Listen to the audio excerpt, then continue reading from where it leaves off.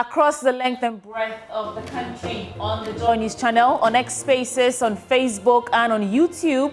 You're tuning to the AM show on Joy News. And my name is Sweetie Abochi. My name is Benjamin Akakwa. I choose to call this day Friday. Yay! It's a Friday. Let's have fun. Thank God it's Friday. It's come. But some of us are still running the weekend shift. We'll be here to do stuff for you, right? But anyway, here's what we're serving you in the course of this 4-hour show. The AM News in a bit, followed by the News Review. Professor Isaac Bwedi is Dean of Accounting and Finance at the UPSA. He will join us, together with Andrew Apia Dankwa, spokesperson for the Movement for Change, together with Kwame Nkrumah Botio, General Secretary of the CPP. All of them will join us for those bits. And then we get into our big stories.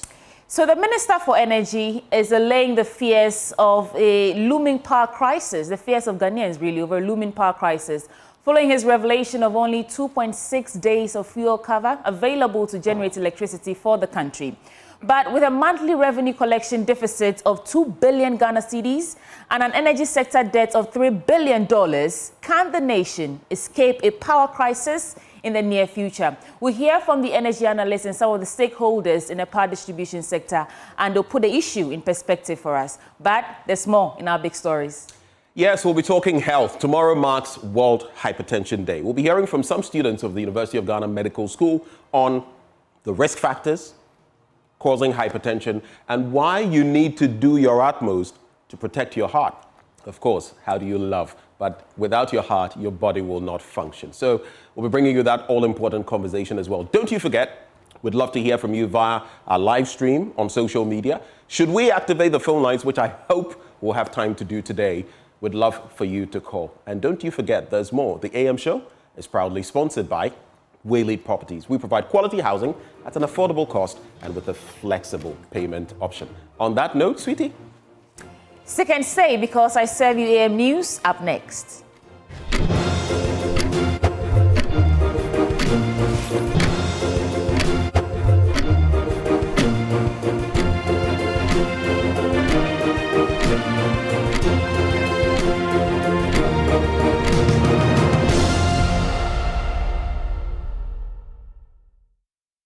Welcome to the AM News Bulletin on the AM Show. The AM Show is sponsored by Waylead Properties. Now the news in detail. Government is scrambling to avert a looming power crisis as fuel to keep the nation's power plants running is set to run out in 48 hours. 2 weeks ago, he warned of the danger. Today, the alarm bells are louder and the debts deeper. We'll tell you more in this report. Weeks ago, Energy Minister John Jinapor told Joy News that Car Power was threatening to shut down their plants over unpaid bills. I received a letter from Car Power. They are threatening to shut the plant in 7 days. Why? Unpaid bills that we inherited. We've been trying every way we can to engage them so that they will give us some briefing space. But they simply will not budge. Now, he says the sector is days away from darkness, with only 2 days of fuel left in stock. Frank with you, Chairman, today as I sit here, this morning my headache is how to get the next parcel of liquid fuel. The fuel we have to take us 2.6 days. We've placed order for fuel, but it has to be paid. We've procured some fuel on credit and working with the Ministry of Finance to pay. But the truth is that the Ministry of Finance also has its limits.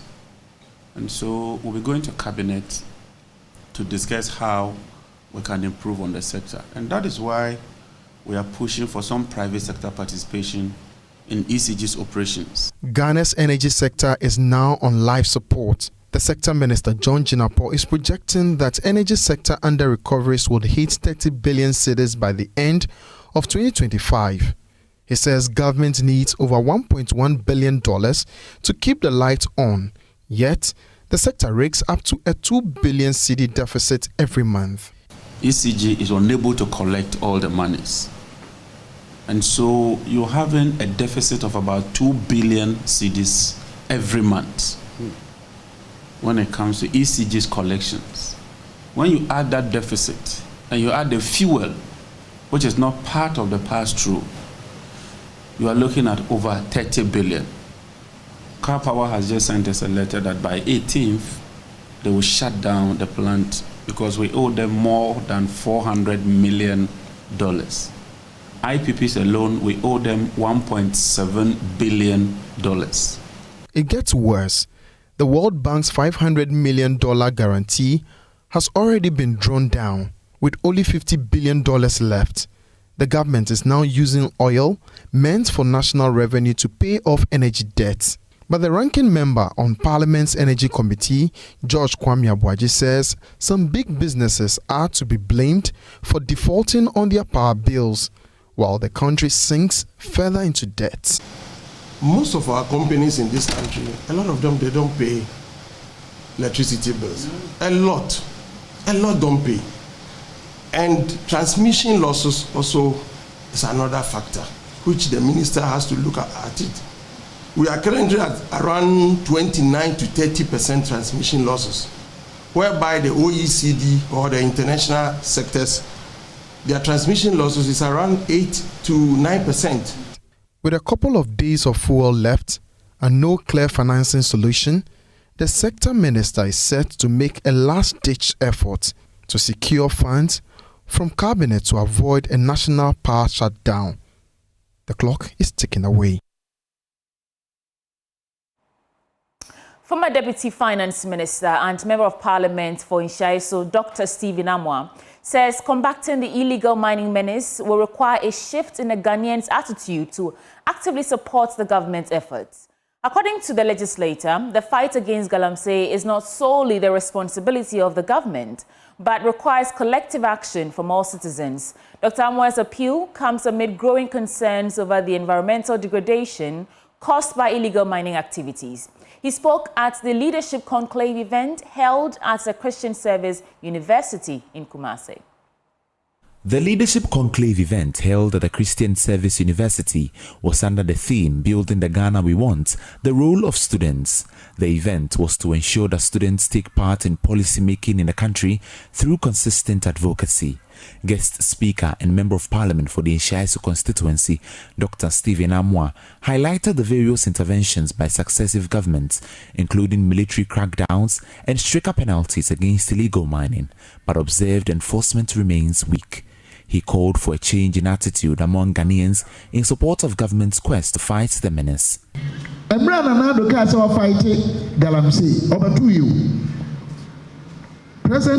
also batu galamsey.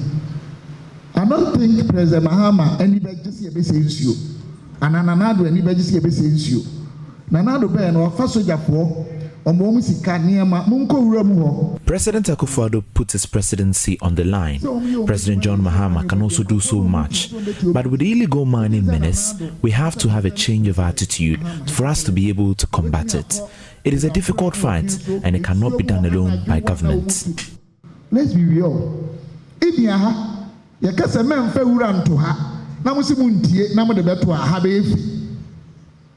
so if you want to build your country, you as an individual, first ability, knowledge, skill, dexterity, what you can use your hand for, your mind, your brains. Richard Owusu is SRC President of Christian Service University.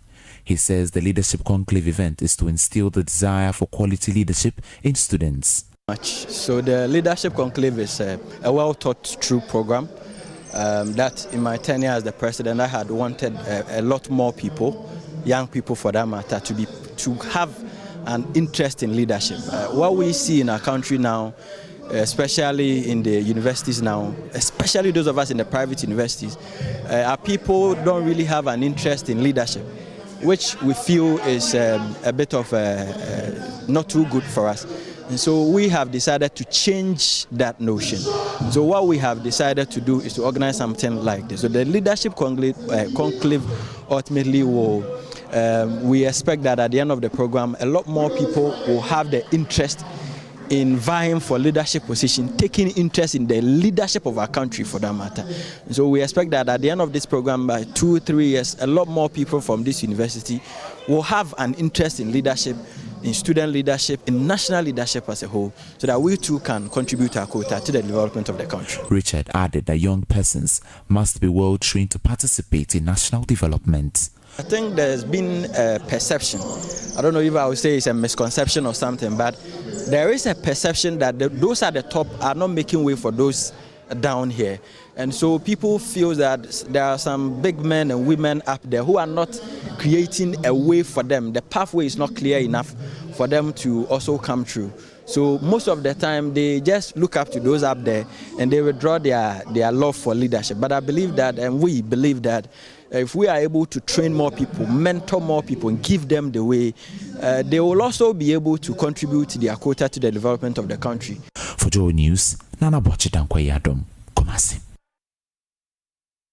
Now, the Bui Power Authority has started compensating 34 affected landowners, farmers and tree owners whose lands were impacted by the Yendi Solar Power Project. 16 individuals have received their payments so far.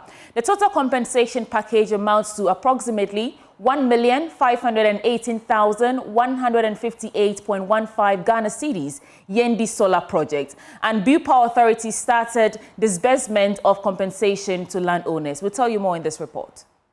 34 people were affected during the establishment of the solar farm. There's call for some compensation to be paid to the affected people.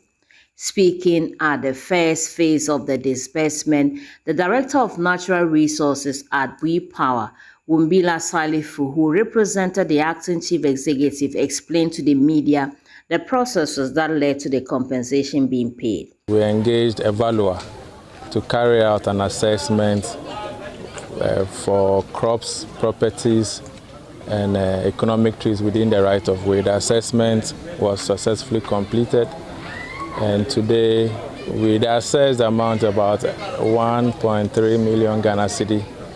That includes the crops, economic trees, building plots, and properties that were captured within the right-of-way. Crops, economic trees have been duly paid for.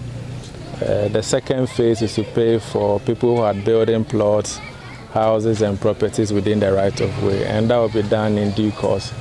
The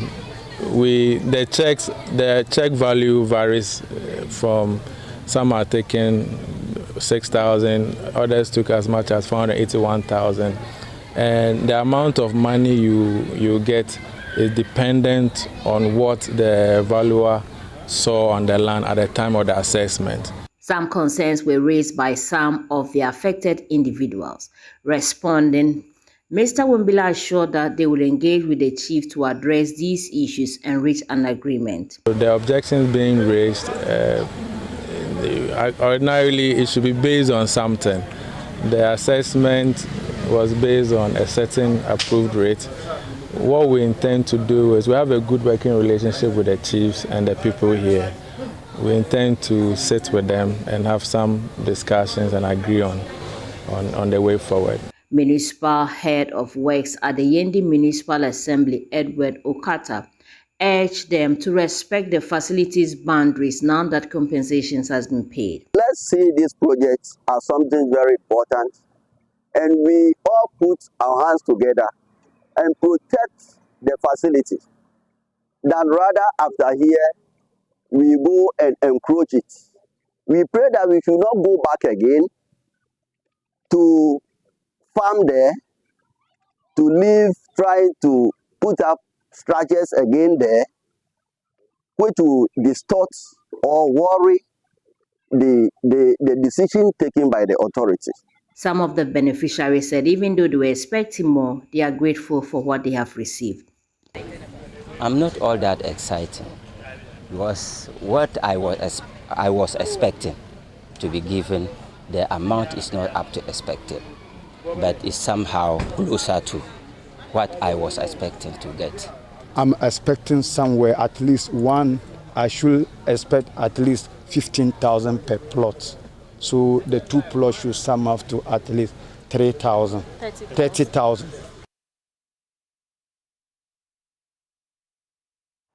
Let's go to one now, because the Municipal Chief Executive, Alhaji Issa Nura Dawunar, says his topmost priority is to execute the Wa Ring Road project. The project aims to create a bypass for heavy-duty trucks bound for neighboring West African countries to help reduce accident and ease traffic congestion in the heart of the municipality. In an exclusive interview with Joy News, Alhaji Danwana also revealed plans to decongest the central business district. And our Joy News Upper West Regional correspondent, Rafiq Salam, reports from Wa. The Wa Municipal Chief Executive, Alhaji Isa Nura Danwana, face open up on the Wa Ring Road project. You know that we have several and so many obstructions and accidents in town here by these Burkina-based vehicles that pass through the main town, causing traffic and then causing accidents. So our main wish or program we want to outline is to try and get the Wa Ring Road project, where these vehicles always bypass the Wa towards Burkina Faso. And you know, this is the shortest place to Burkina Faso. So most of the vehicles now pass through town. So we'll be working on the Wa Ring Road project. Next was the decongestion of the Central Business District. Our CBD, that's the Central Business District, is very congested, seriously congested. So we intend to also create satellite markets that most people would rather prefer to be at those particular markets instead of coming to the main markets. Our town here is not also having car parks. So we are trying very hard to see how best we can bring in private investors and people who will be willing to give out their lands for car parking. We're also looking at redesigning some portions of the market to be able to accommodate more people, so that if it is accommodating about 1,000 people now, we can do the same place. We can multiply it to accommodate about 3,000 people. That is as part of the congestion process. We'll also be moving some other people. I don't want to mention it here, because if you do, they will start fighting you. We'll be moving some other people from the market to different locations where we'll now create more space for some other people. What about the sanitation challenge the municipality is facing? A serious case we are currently tackling, because the containers that has been in the system has been destroyed, some not being properly managed. So we want to see how best we can tackle waste management in the municipality. It's one of our key areas we'll be doing. He then zeroed in on education. So many school blocks that are seriously dilapidated, that has not seen renovation for over 50 years. Especially if you go to the cattle school currently, you don't even believe that people are studying in that environment. You go to Tendamba school, the same thing. You go to Fongo, LA, the same thing. Most of the schools. So we'll be looking at how we can renovate these schools and see how best we can also provide some of these schools with new classroom structures. Furniture is another very serious issue in these particular schools. So we want to see how best as a municipal assembly will tackle these issues to make sure that we have enough school desks for our classrooms. The Wa mayor also spoke about stray animals. It's a very serious worry. We'll tackle that today. I even had a discussion with my environmental department. We'll be handling that very soon. What we'll do that we are looking for a space where we can always do this animal arrest in court, so that we'll just go in and pick them and then dump them there until they come. It is one of the assembled bylaws that we are entitled to. And next time, maybe we'll arrange or make it in such a way that if you commit that crime severally, or if you allow the animals to stray severally, then we'll know the next step to take. Does Alhaji Isa Nura Danwana has any plan regarding upping the ante on revenue generation in the municipality? And I've seen the leakages. Sometimes you raise the issues and they will not want to listen to you. And just as you said, I'm on the seat now. And knowing those leakages, I'll ensure that we'll close all those leakages. You know, their system in such a way that you know that when you are trying to fight corruption, corruption will always find ways of fighting you. So I will not disclose most of the measures we'll put in place to stop those leakages. But I'm assuring you that we'll do that to improve upon the revenue. He concluded with his vision for the municipality. I want to see a very beautiful municipal or metropolitan assemblies to be. I want to ensure that our people are safe in terms of security. I want to ensure that our people's poverty is reduced. I want to ensure that we have good healthcare, we have quality education, we have a good environment for our people to study. And I want to say that I need the cooperation of all in the municipality to be able to achieve these objectives. Reporting for Dwayne News, Rafiq Salam. Wow. Well, from let's move on. And the Vice Chancellor of Dr. Hilary Mann Technical University, Professor Elias N.K. Sowley, has expressed concern over the lack of hostel facilities at the institution, saying it is hindering effective academic work. The university is currently the only technical university in the country without a single hostel facility. As a result, students live off campus and commute daily for all academic activities. Speaking at the groundbreaking ceremony for the first phase of the 552-bed hostel, an initiative by the Student Representative Council, Professor Sowley called on worker unions, government and private institutions to partner with the university to address the accommodation challenges. Upper West Regional Correspondent Rafiq Salam, again from WA. Before its conversion from Polytechnic to a technical university, it was the only one among its peers in the country without a hostel for its students. Almost 5 years after the conversion, the Dr. Hilary Mann Technical University still grapples with same accommodation challenges for its students. A hostel facility project that was started close to 2 decades ago has stalled, abandoned by the contractor, and now overtaken by weeds. Another attempt by the Ghana Tertiary Education Commission to construct a 450-bed hostel was also flamed out after the project was awarded to a contractor through sole sourcing, who later pulled out. Speaking at a groundbreaking ceremony for the construction of a hostel facility for the university by the Students Representative Council, Vice Chancellor Professor Elias N.K. Sowley lamented about the lack of hostel facilities for the university, which is impeding its progress. Well, to be very frank, it's not the best, and you don't feel good when you go around and you can see what is happening on other campuses. Because once we get a hostel that generates funds, we can use it to improve the infrastructure. If we have hostels running and you are generating money, the banks can give you loans to do other projects. And in fact, the very reason some of the institutions don't want to commit is because of low numbers. Because again, as I said, people cannot see that as physical. But I've engaged a lot of financial institutions, and some of them have come in here to engage with us, to hold discussions. But they have one question they always ask. And the moment they ask that question, I know they will not come back.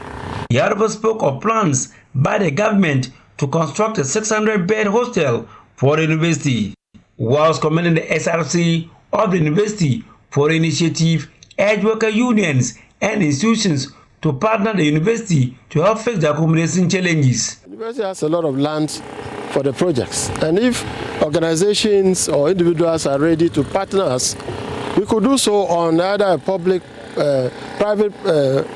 public-private partnership or build-operate transfer arrangements. Or indeed, if they want to even make donations so that the projects are named after them, we are ready to do that. The SRC president of the university, Zakaria Yukubu, stated that the initiative to construct the 552-capacity bed hostel spans a term of 5 SRC presidents, pledging that they will do everything within their means to ensure that the project comes to fruition. For the entire hostel project, we have about, what we call 552 bed capacity. But for the first phase, we have about 152 bed capacity that we are going to start with.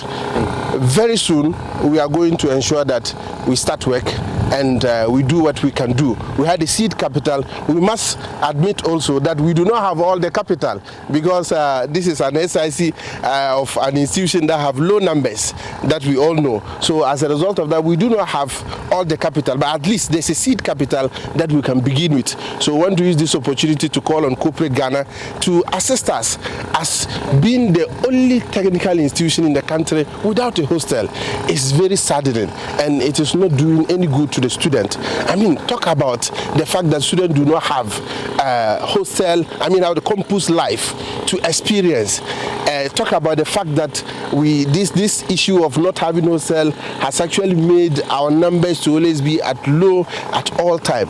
All of these are challenges that are affecting the students, and that we think it is our paramount need, and we think we have to begin it. Reporting for J News, Rafik Salam. Wow. That takes us to our business update now with Benjamin Akakpo.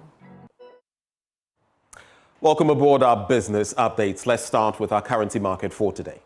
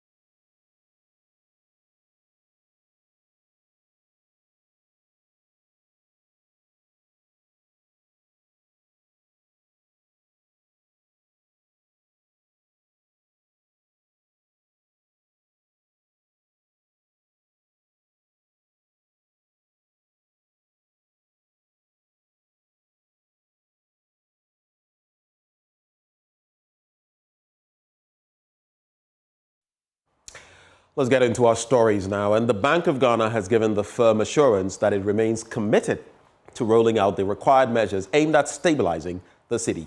It argues that this might be one of the surest ways of aiding compliance with foreign exchange regulations. First Deputy Governor of the Bank of Ghana, Dr. Mumuni Zakari, spoke on PM Express Business Edition.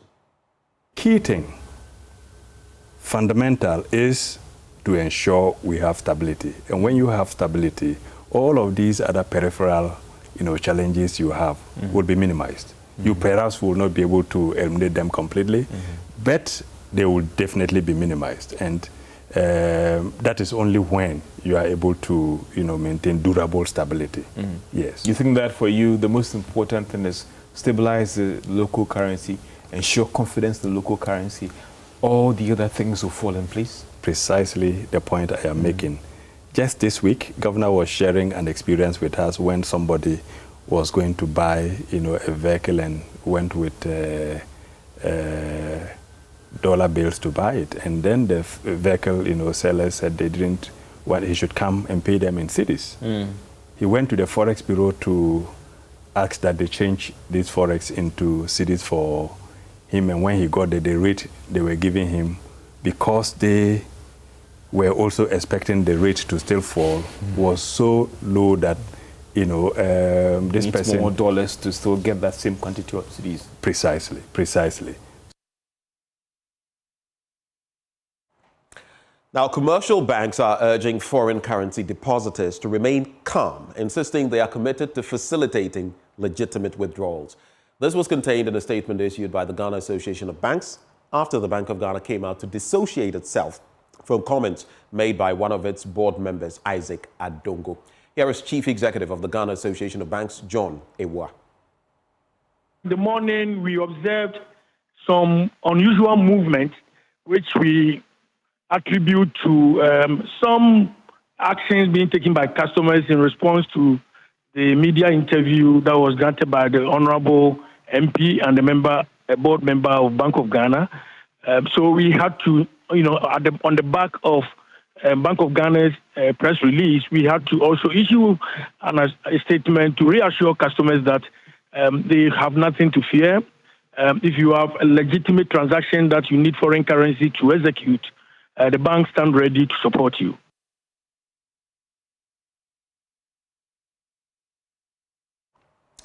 Well, from our stories, let's get into our commodities market.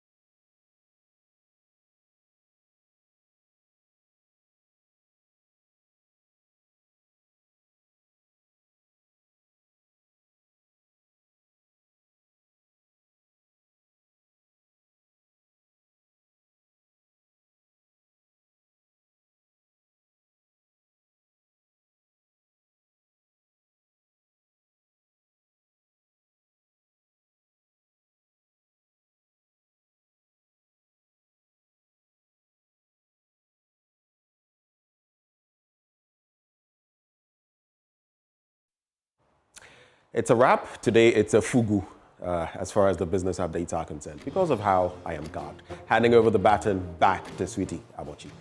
And that actually wraps up the AM News Bulletin on the AM Show. Stick and stay. The news review is up next.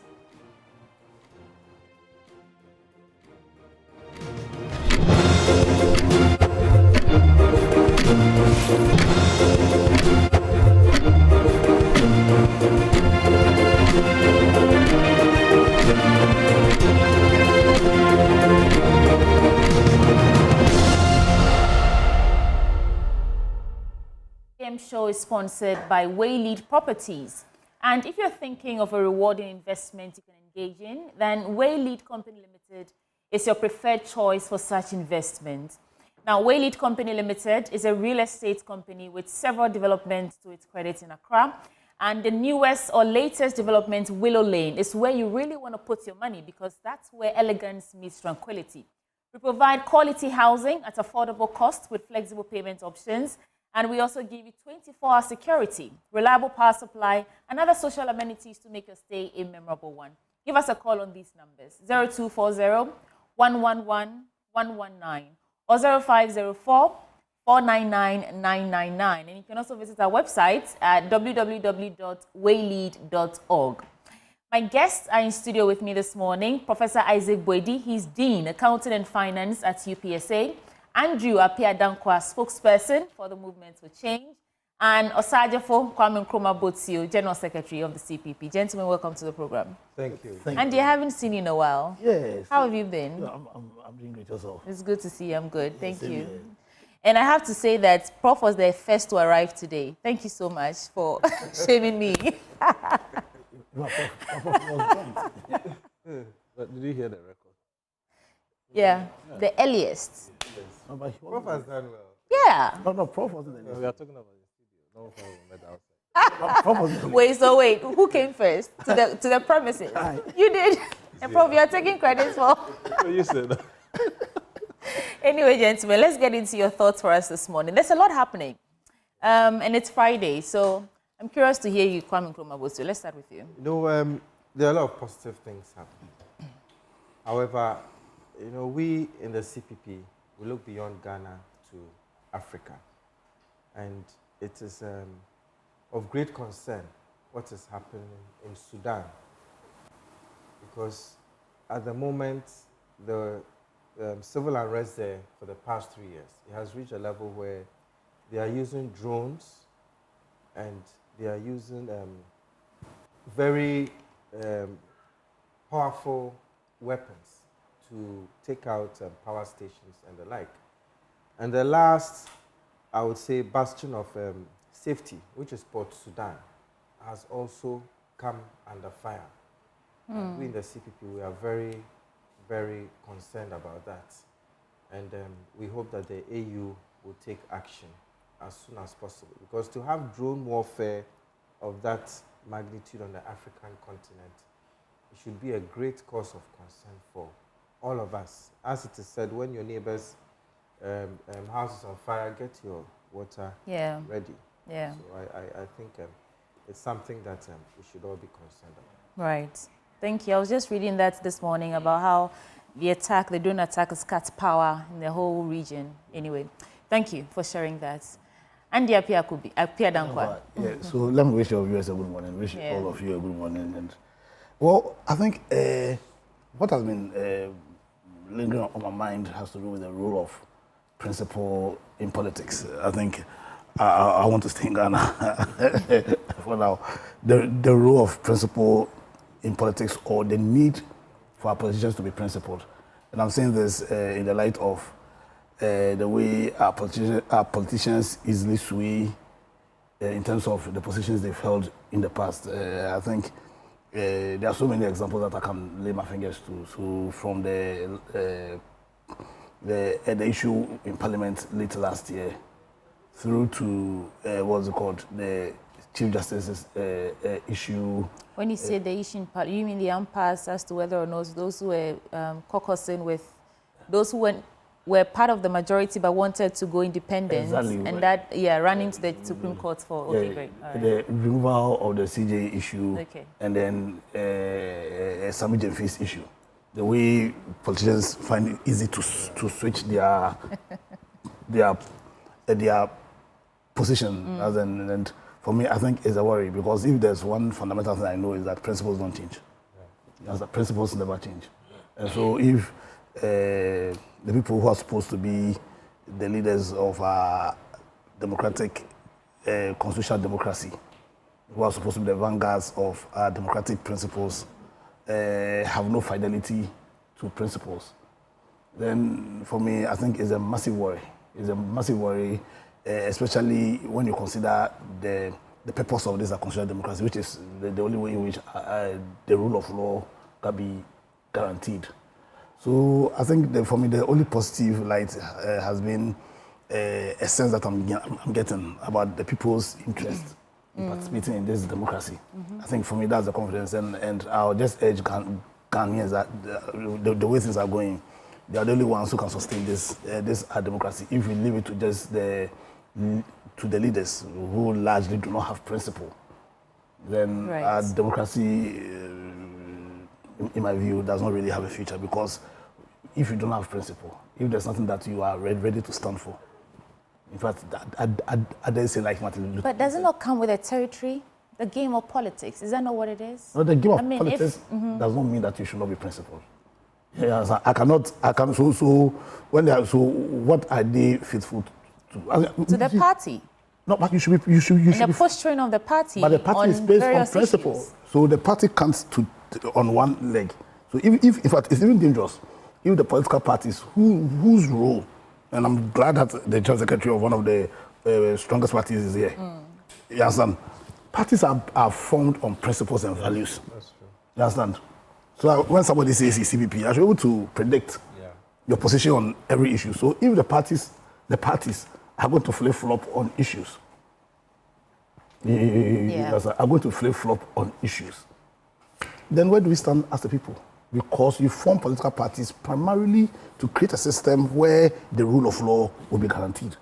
So if the parties don't have any principle, they don't believe in anything, essentially, that's what they don't believe in anything, then SVT, I'm tempted to say that's ideal, but not real. That's what we want, or that's what we think it should be. But in reality, that's not what happens. They only defend whatever principles that's working for them in whatever arguments they are making to win or cut favor, from the when public. you go to the democracies that have managed to sustain themselves for over centuries, they have principles. So the case in point is the Joe Biden issue. When the Hunter Biden and Joe Biden it was one issue, it was the Democrats, the party of the president, who were pushing against the attempted pardon by what was called by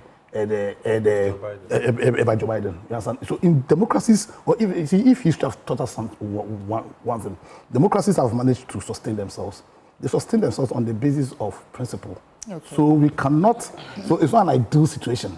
You cannot support a system where people just flip-flop on principle. It doesn't work that way. All right. Prof, your take now. Well, over the week, I think on the 8th or 9th of May, there was a story with a caption, Ghana recalled historic gold exports in April. Gold board. An amount of almost 897 gold exported only in 1 month. And I found it a bit puzzling, difficult to understand. Budget with the amount that was allocated to gold board, $279 million or so. And they've been able to export gold of almost $900 million. It's amazing. And I'm sure a lot of us, few think tanks have written to RTI Commission, and we are also to write a few articles on, so let us know where the rest of the funds came from. It's like you borrow 1 cedi to buy apple, or 100 cedis to buy apples. You borrowed. And then you'll be able to buy almost, you're supposed to get up 100. But now you are telling us you've gotten about 230 worth of. So where did they get the rest, the difference? Is it that you have, these are from, should be from the small scale mining. So if you have such a leap, a jump leap, it may suggest about so many things.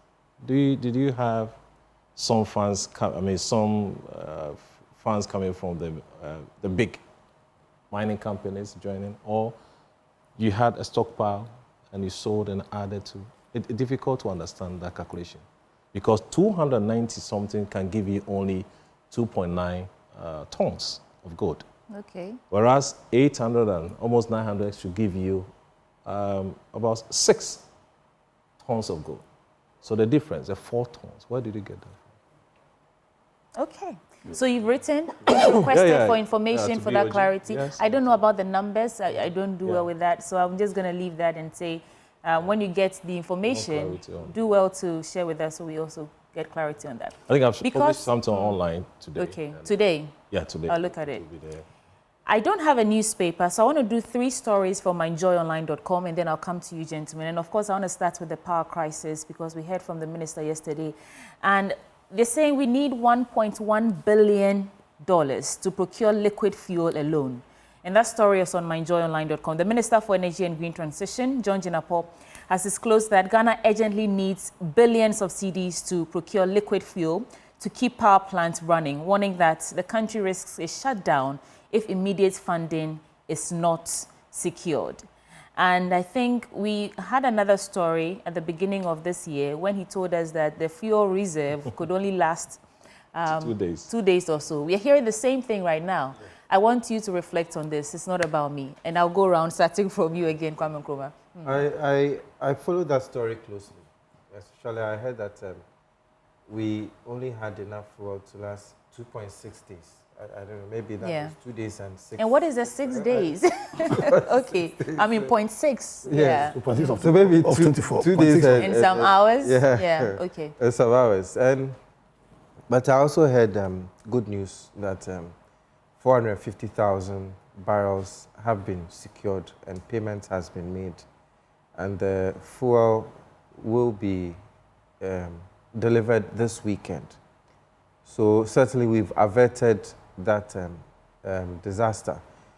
Indeed, it brings to mind what happened at the beginning of the year. And I think the power crisis is something that has bedeviled us for a very long time. And it is one of the things that I have to give the immediate past government credit for. They managed to have relatively stable power for the last few years before they left office.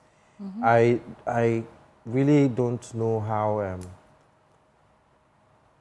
the current government was managing it at the beginning, but they seem to be finding their feet. They also stated that can we really, is that an accurate statement we can make, that they're finding their feet? Well, they had a lot of difficulty at the beginning. And I, for example, in my neighborhood, there was an instance where I had, my light was off for 3 days continuous. And this is the first time I've had that in a very long time. But I also heard that I think the car power ship was also going to withdraw. Yeah, in 7 days, Kapua, yeah. Days. But it has been sorted out. Has it? Yes, okay. I heard it has been sorted out. So I think we are good to go because we all know that at least from what I remember, the turning point in our power needs was during the Ameri time. I think the 2016. Yeah. 2016, that was a real turning point. Before that, our power situation was not so good. After the Ameri power deal, we've had quite stable power, which the minority also benefited from. They also added on. They also did their best. So I think there's not too much to be worried about at the moment. Just at the high cost, the $1.1 billion, where are we going to get that from? That you could say that all the gold that we probably sold in April is going into that. So if every few months or so, I'm not saying the gold will directly go and pay, But you can see that it seems we are not really making enough to keep up with the needs of the country. But Right. I believe we will get there. We will get there, and then we are getting there with a drop of the dollar, and currently the economy is becoming more stable. Yes, so I don't think there's much. Just some details out here, and this is coming from the minister himself. He had a conversation with Evans Mensah on PM Express. In terms of the debts in the sector alone, we are looking at 1.7 billion debts that the government inherited from the energy sector. And in terms of debt portfolios, we have $297 million owed to Asogli, $220 million owed to SNIT, $423 million, all in dollars, to Cent Power, $371 million to Kapuat. And they are the ones who are threatening to pull out in 7 days. And yeah, that's the total that amounts to 1.7 billion debt. This 1.1 or so they're asking for is just to, you know, show up fuel. Yes. And we have debt already existing. We have debt, so I don't know if we can say that we are making gains. That's the point I'm trying to make. Yes. But let me hear from our other guests. Yeah, fantastic. We are not making gains. We are, and for me, if there was one thing that I was really disappointed with the former government, is how they handled the energy sector. You understand? When you just look at the symptom is you have energy. But when you look at the economy of it, it was a disaster. You see, we will need to place this issue in proper context. The context is that during His Excellency John Mahama's first term, when we had those energy issues, and it was a financial issue, he introduced the energy sector levy. And the whole essence of it was that it was supposed to deal with the legacy debts. Yeah. Now, when the previous government came, they then collateralized it and then issued bonds. Then they went ahead to initiate the energy sector recovery program. Came out with a comprehensive plan, and the whole essence was, and their target was that by 2023, that those debts would have been cleared. Dealt with, will be the energy sector will be financially viable. At the beginning of that program, I think our debt hovered around 2 billion. And then you do a comprehensive program, and then by the time you are leaving, it's still around 1.7 billion. What have you done? I think you've literally not done anything. So for me, you see, we need to go to the root of this energy issue. We need to tackle the difficult questions. Because let me just give you one issue. Now, one of the core reasons why we always have debts in the energy sector is the losses. Just ECG alone, when they supply, in terms of their recovery, they always lose every year about $200 million. Out of that $200 million, close to about 80% is just from the ministries, departments, and agencies. So we pay, because I think all of us, we've already paid for our electricity. Yeah. So why is the state doing this to us? Yeah. You understand? Yes, as in, so the issue we're going to face with on Monday, they've handled it, but for how long? We need to tackle the critical issues in that sector. I heard the minister say, you know, send out a warning that they should pay or they'll be disconnected to, you know, government agencies. So we need to deal with the issues, and I advise the current government. I read the energy sector recovery program, the report, comprehensive report. I hope they shouldn't discard it because it was done under the previous regime.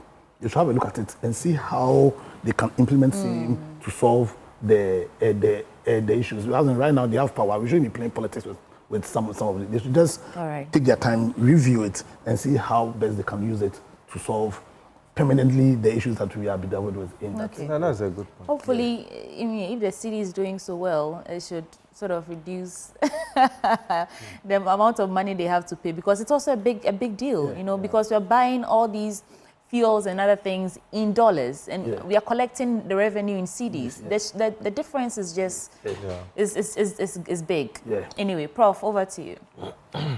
I have not read the entire statement. Okay. I have seen a few words and comments from other people. I've not had the chance of reading the entire article. But if you could also help us Did the minister proffer solution, or was just to give us idea what is going to happen in a few days? Okay. It's difficult to understand his statements. He gave a presser. I don't know if the back room can hear me. Please, if you can give us that presser from yesterday, the sector minister made that statement. So they'll find it and then play it for us later. When they assumed office, you remember, and you quoted it perfectly by saying that he was the same person who came and then told the whole country that in less than 2 days, the country will be shut down because of power. We are here today. I don't know what will happen. We are still counting the days. He said it yesterday, today and tomorrow. We don't know what will happen. But I don't expect our ministers to come on air, have press conferences, and give us the dark part of our country. It's good to let us know, but give us solutions, because we voted for you to give us solution. If you come and you want to lament. Okay, so just let's listen to the sector minister and then we'll come back to you. Thank you, Chairman. Today, as I sit here, this morning, my headache is how to get the next parcel of liquid fuel. The fuel we have will take us 2.6 days. We've placed order for fuel, but it has to be paid. We've procured some fuel on credit and working with the Ministry of Finance to pay. But the truth is that the Ministry of Finance also has its limits. And so we'll be going to Cabinet to discuss how we can improve on the sector. And that is why we are pushing for some private sector participation in ECG's operations. It does not entirely solve the problem, but it takes us to another level. Because if the collections are reduced from the 40% to say 5%, it means that we'll be collecting more. Cabinet has also adopted a position, and we'll brief you, Chairman. All MMDAs are supposed to pay for their electricity bills. They have to budget for it. We've identified what we call critical institutions. They include the health sector, the education sector, the security agencies, and the presidency. Even with that, so if you take the health sector, it's the theaters, the laboratories, the wards that will be exempted. If you take the education institutions, dormitories are not part. Restaurants are not part. Only lecture theaters. So we've classified that. And Cabinet is granting the approval and will publish that. Even what we term as critical institutions, the Minister of Finance will have to budget for it and pay.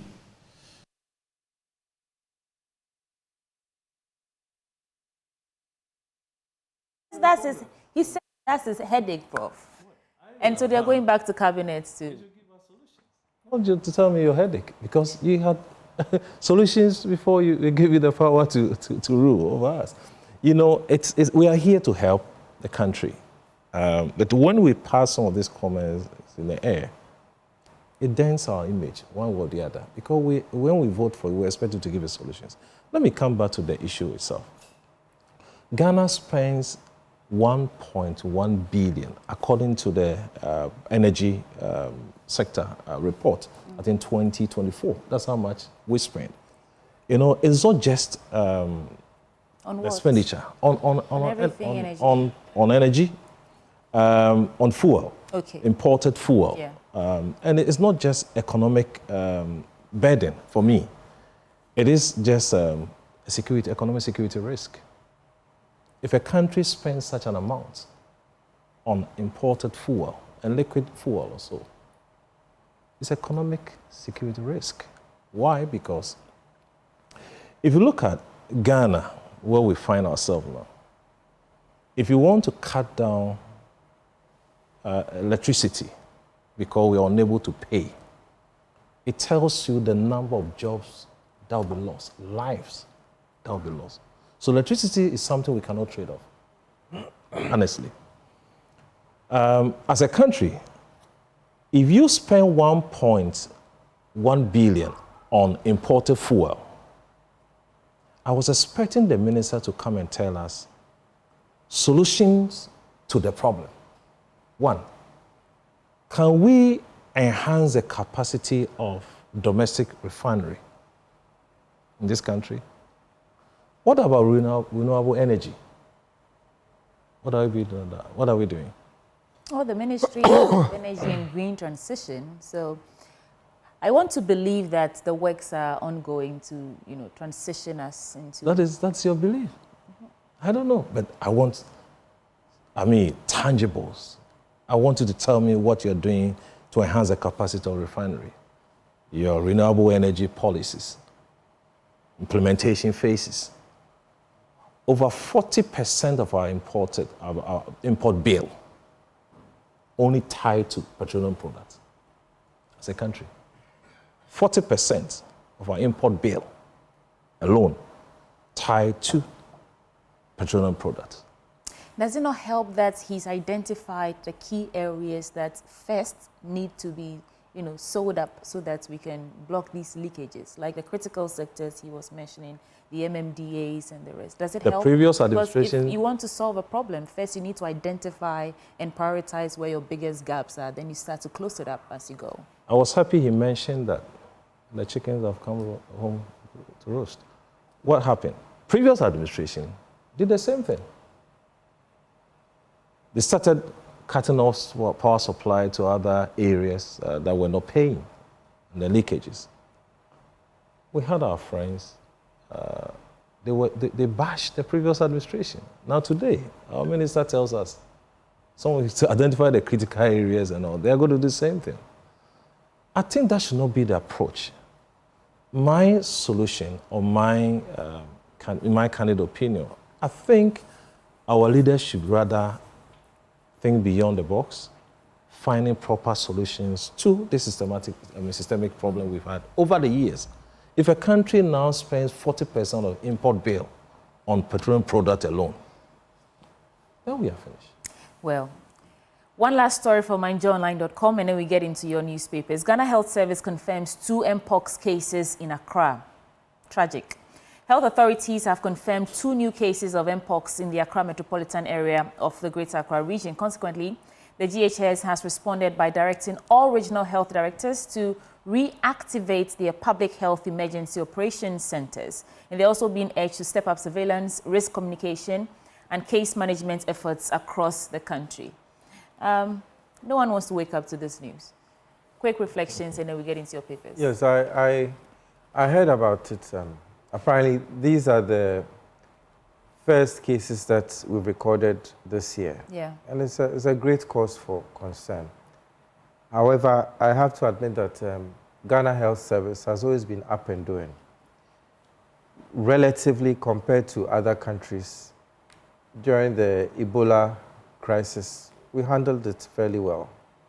During the COVID crisis, we also handled it fairly well.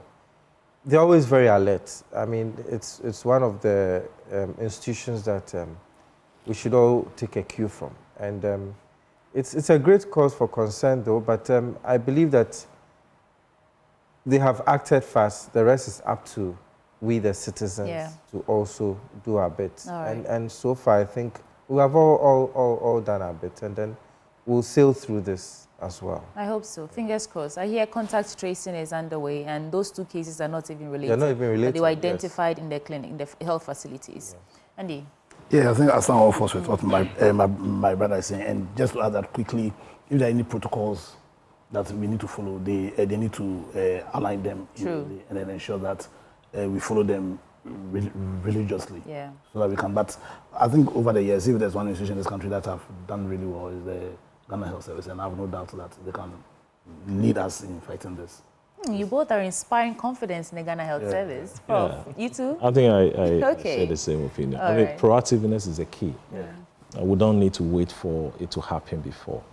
We are almost close to June, July, a normal flood and all that is going to happen. Rains will start. We are going to record cholera and the rest. Yeah. So we hope our ministry should be up in terms of their commitment and what they have to do. I'm happy that they've done something about it. Proactiveness is a key. Okay. We want to encourage the rest of our sectors to do the same. All right. So let's start from the Ghanaian Times newspaper now. Yeah, so Okay, so you can give us the headlines and do 3 stories that pique your interest. So we have get off pavements, footbridges. AMA gives traders Tuesday deadline. This is by the Chief Executive of AMA, Mr. Michael Kpakpo Alote.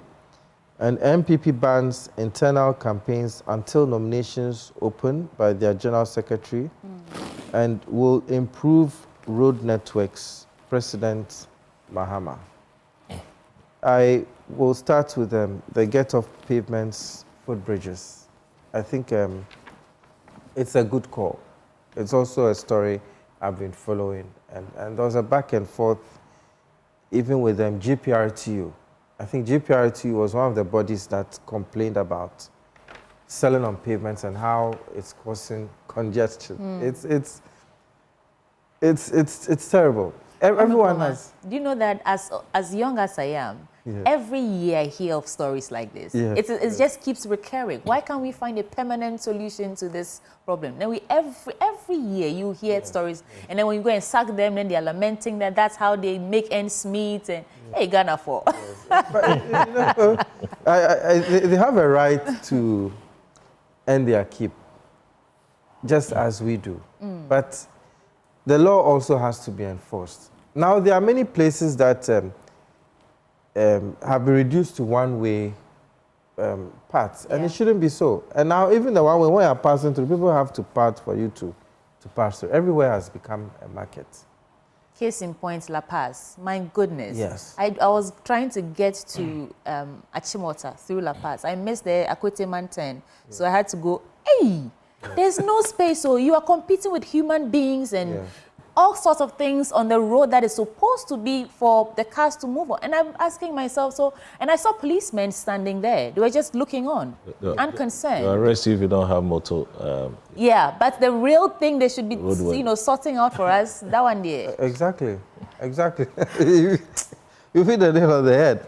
In the past, there was a time when the army was brought in to get the traders off the pavements. They came back. There was a time when even the Navy, I was saying, why bring the Navy too? And they came back. So, but the law still has to be enforced and a permanent solution has to be found. As much as I have no evidence, sometimes I believe that the local authorities may be in cahoots with them. And apparently, they even take tolls from them to sell on the pavements. Why take tolls from somebody who's doing something illegal in the first place? So it does start from our local authorities. But I think the chief executive, he seems to be doing a good job so far. Hopefully, a permanent solution will be found. I heard them say that they're going to find markets for them to sell, but the markets are not ready yet. But that does not mean that they shouldn't be moved. Everyone has a right to a livelihood, but it doesn't mean you should sell on the pavements. It's not good for safety. It's not good and for themselves. And then we also have NPP bans internal campaigns until nominations open. I think it's a good call because democracy means that it is the political parties who eventually come to power. And when a party has a strong internal democracy, when things are done fairly, when there's integrity on the party level, it reflects in governance eventually.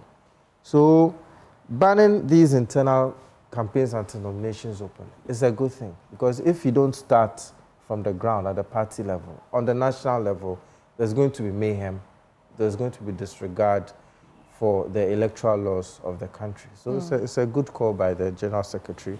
And finally, we'll improve road networks. And interestingly, this morning I was thinking about the Bole Bamboy Road as far back as 2004, when I was doing my national service. I used to use that road very often. And until my national service time, I didn't envisage that there was a road as bad as that in the country. I mean, the bus, whether STC or I used to go by STC, could tilt to such an extent that you think it's going to fall. And sometimes at a point, we'll have to stop because the hatches which had our bags had opened along the way. And we'll not have to walk back and go and pick our bags, because our bags had fallen out of the bus. Wow. But eventually... What an experience. The last time I used that road was 2020. And driving on it, I was amazed. So, and coincidentally, that was the president's seat then, when he was in Parliament. Okay. But with time, that road was improved. And to me, the last time I used it, it's still one of the best roads in Ghana. So improving road networks is very, very important. It has benefits for everything, getting foodstuffs to where they are needed. So in improving them, I think a lot more attention should be given to the areas where we get our food, where the farms are. Indeed, there's been a lot of concentration in the cities and all that, but we should try and also think of the hinterlands and other places. So in fact, by extension, think of Africa. I was listening to Professor Douglas Boateng 2 days ago or so, and he talked about how if we don't fix or connect African countries, AfTA is useless. Exactly. Because at the end of the day, the goods and services that need to be, we are trading, moving from one country to the other. If there are no roads to connect us, to actually help us move, then what are we talking about? So yeah, I think it's a good call. You can reflect on his stories briefly before we get into your paper, Andrew. Yeah, I think for the MPP one, they don't... you won't touch it, because you are from Movements for Change? Or not necessarily. We should do them. But I think the get off pavements, footbridges, brings to the fore again the need for us to enforce local governance in this country. Because in my view, I always say this, real governance is done at the local level. And I think to achieve the goal of having a government that is not just by the people but also of the people, then we can use this as when we enforce or when we empower local governors. And I think it will be in the best position to deal with some of these issues. You made a very good point. They come up.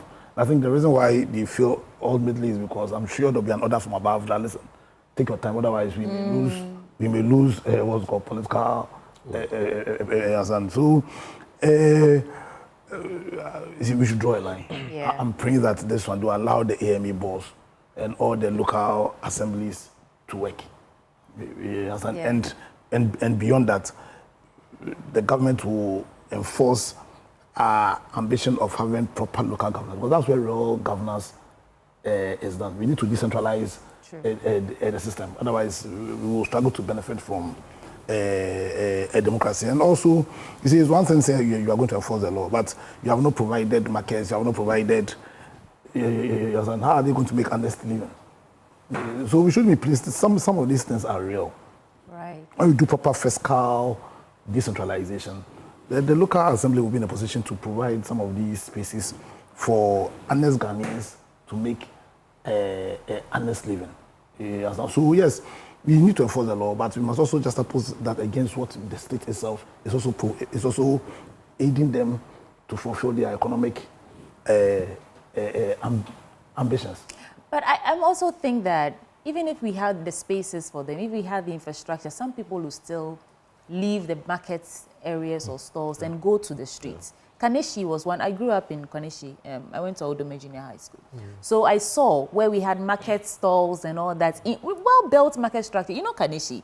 Yes, you go out on that footbridge and every day there are people there. So I think it's a fine intersection between what governments can do and also how we enforce that. Whether or not you have the infrastructure, you should not sell here.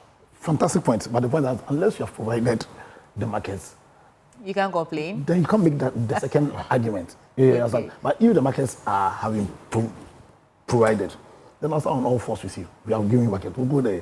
But if you have not provided them with markets, or find strategy, not necessarily you the state yourself doing that. Rather, we have PPP, or you find a way of attracting private investments into market infrastructure.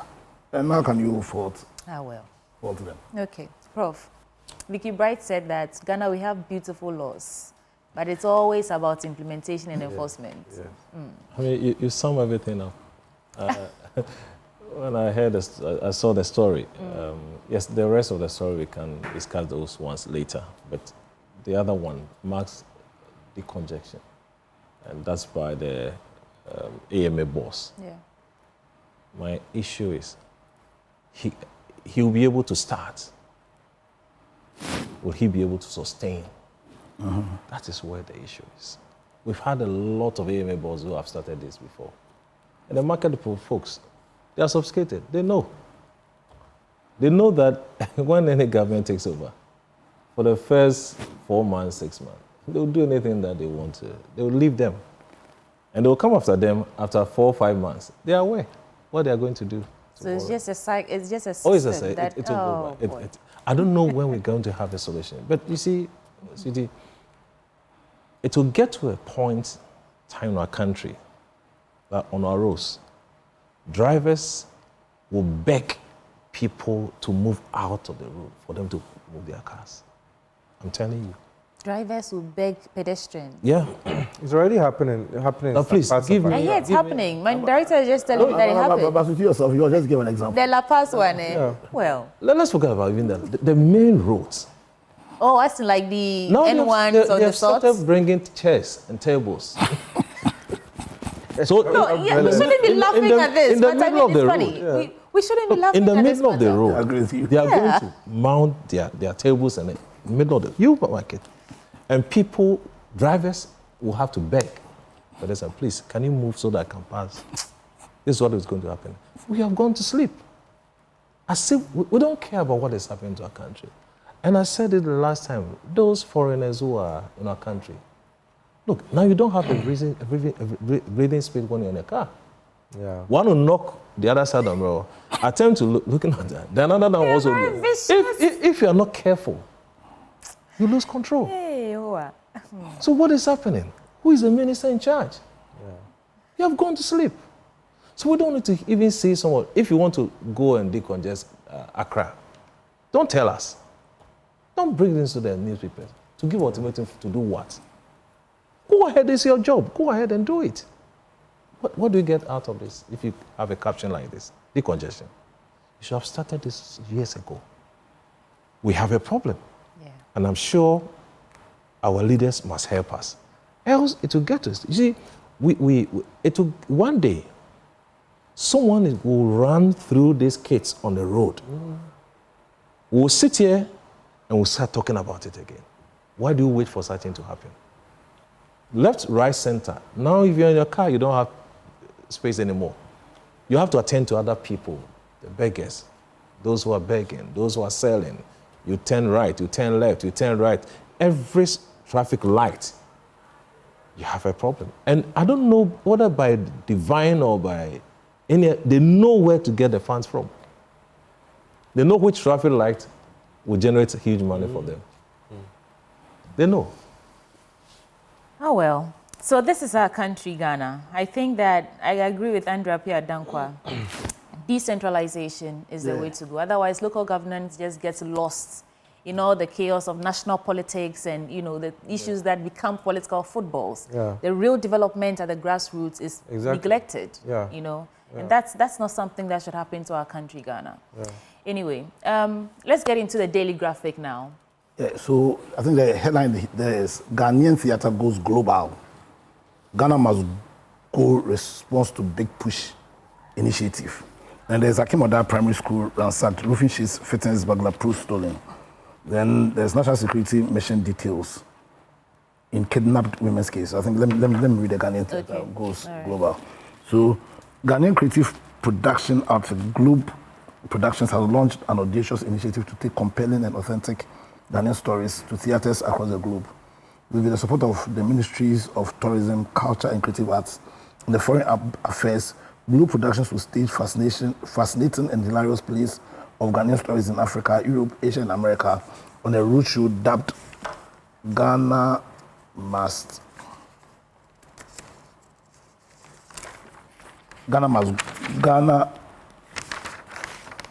Go. The global campaign under the Big Push Ghana project and the major activation of the Black Star Experience launched by the government will combine entertainment, culture, business, and diplomacy to position Ghana as the premier destination for investment and tourism.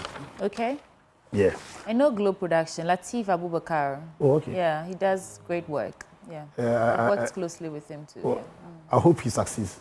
Because if there's one thing theater does, or a strong film industry does, or if you manage to break through, it's the best avenue to sell your country. True. Where America has probably foisted their culture on the whole world because of Hollywood, yeah.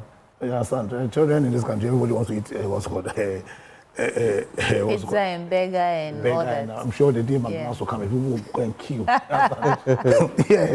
And what stories are we telling about our country to the rest of the world? So we must go and tell. We are a fantastic, country. We always held the position that Ghana, beyond this being the best part of the world in terms of the geography, the quality of, but also have about the best human beings. In my view, during the Dirty December experience, when people, the warmth of the people, the intelligence of the people, the wit of the people, that's not.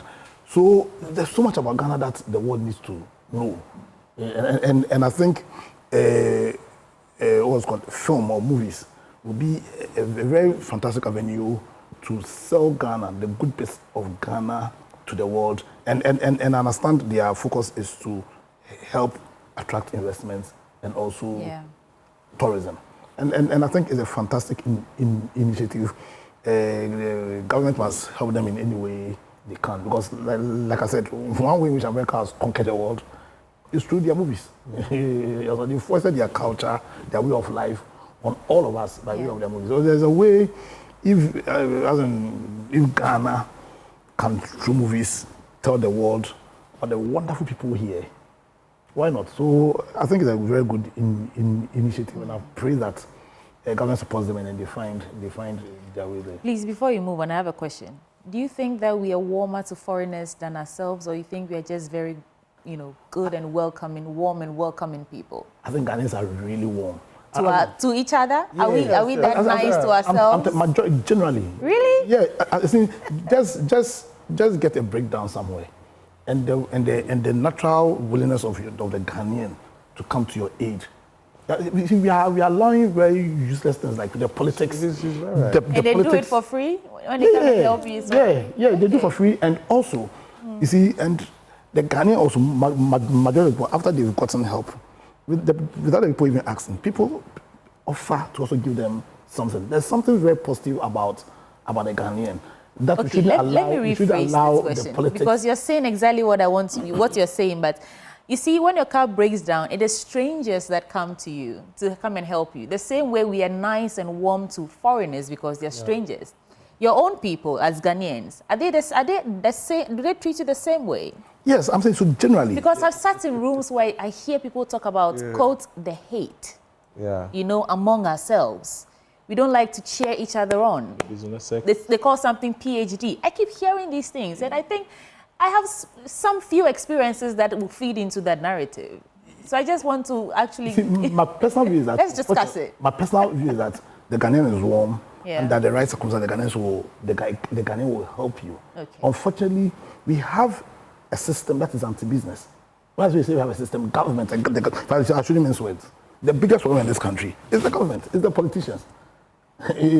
So you've created a situation where, in spite of the warmth, we are chasing over very scarce resources.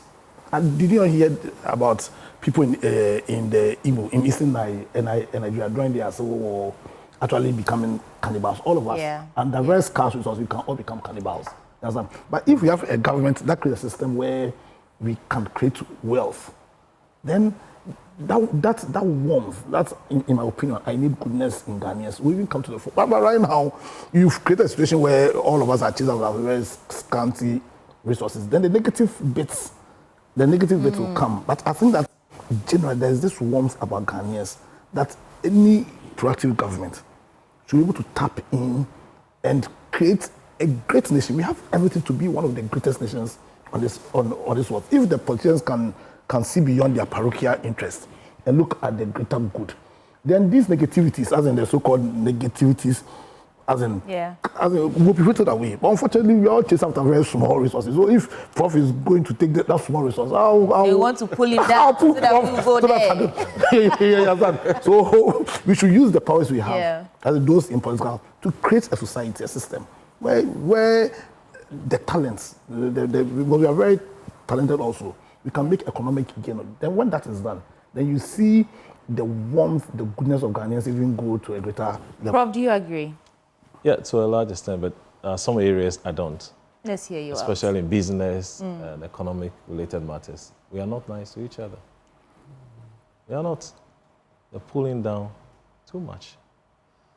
Look at some of the businesses in Ghana established by our own indigenous people with their own resources, their own investments. Go online and see comments about the same people. Just suppose the same to other foreign companies. We hardly talk about those institutions. I can give you countless of those companies in Ghana here that have gone through some of this. XML's deal, the Zoom Lion issues, and the salt guy in Nadan, also another one. Yeah, I've forgotten his name. Same scarce resources. You know? The same scarce resources. Invested their own funds. Some of them had gone to bank to borrow to set up businesses. And we have our own folks who get up, write articles, send them to other places, and bad comment, bad publicity. At the end of the day, they lose contracts. Ghana here and beyond. And we don't know what we are doing to our people. So, yes, to some extent, when you have issues, in fact, if you walk through the streets of Accra and you have a problem, you don't need someone, you don't need to call someone. Once you stand on the roadside with your car, they will help you. You have countless of people who come and help you fix your problem. That one we know. But when you are becoming, you have that resources to set up businesses, and you're booming and you're doing well, that is where the PhD will come in. It's sad, isn't it? Yeah. Let me hear you out on this point, and then we go. You know, I think by nature, Ghanaians are warm, welcoming. But due to the scarce resources, sometimes... Why are we attributing our bad character to scarce resources? Our philosophers. Sometimes the survival instinct... Yeah. The survival instinct sets in. It is not that people don't want others to succeed. So why did you do this to the foreign companies?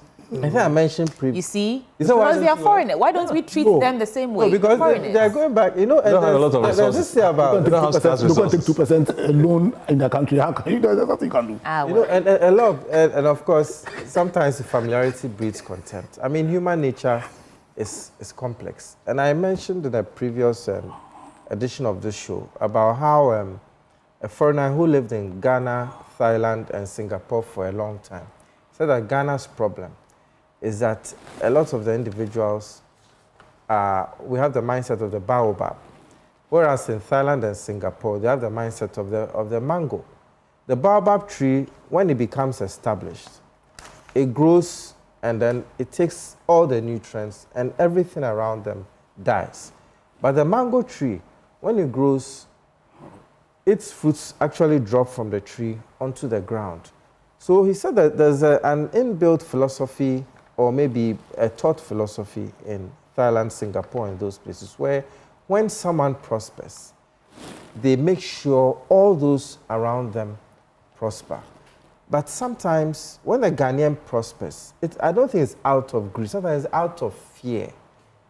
It could what are be we greed so too, afraid of? because we are afraid of ourselves. Because a lot of times, when a Ghanaian prospers, they think of prospering alone or together with their family. Because the fear is when their neighbor prospers, then their neighbor becomes a baobab tree. That will sap them. But the thing is, we are selfless when it comes to the little things. Changing your tire. And there was one situation that moved me to tears.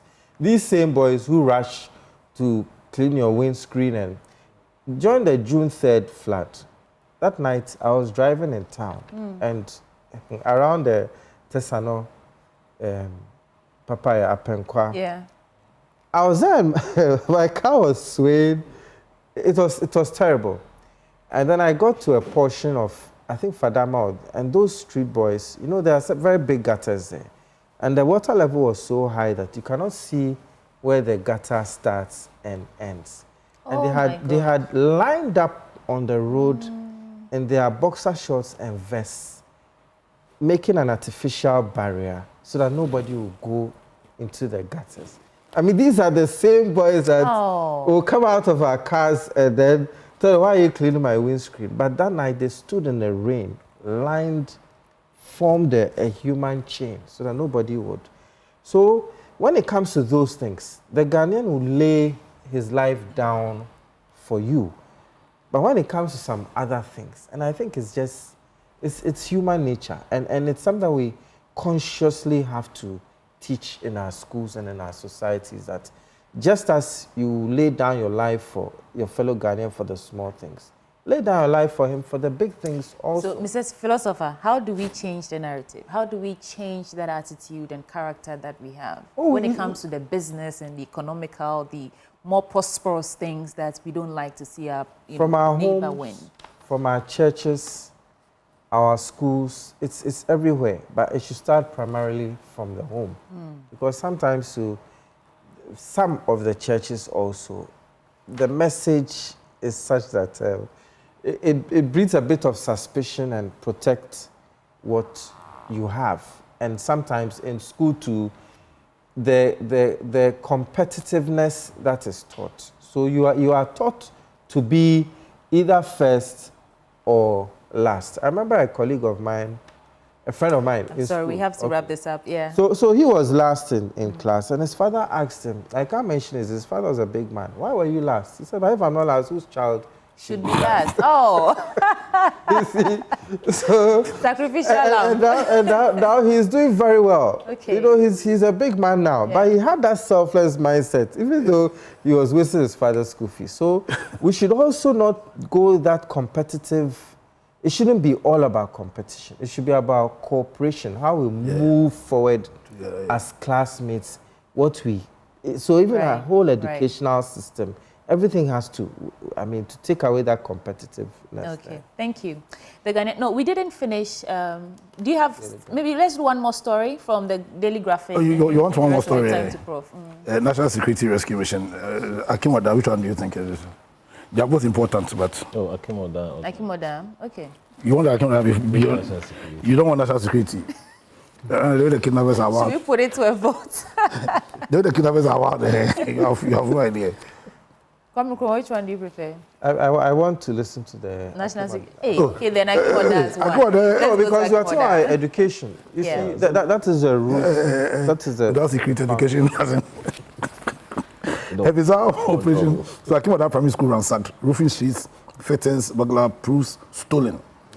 A bizarre operation by an unknown entity has resulted in the removal of the entire roofing sheets of the Akimoda St. Andrew's Anglican Primary B School in the Birmingham Central Municipality, leaving the classroom at the mercy of the weather.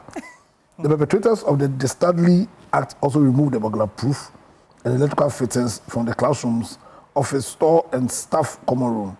A 9-seater water-closet toilet facility constructed by the immediate past Minister of Communications and Digitalization, Asla Osu Ekofo, for the staff and pupils of the school was also not spared, as the assailants disrupted the sewage system by stealing the electrical cables, switches, and so what? No. And you only didn't see the scarce resources.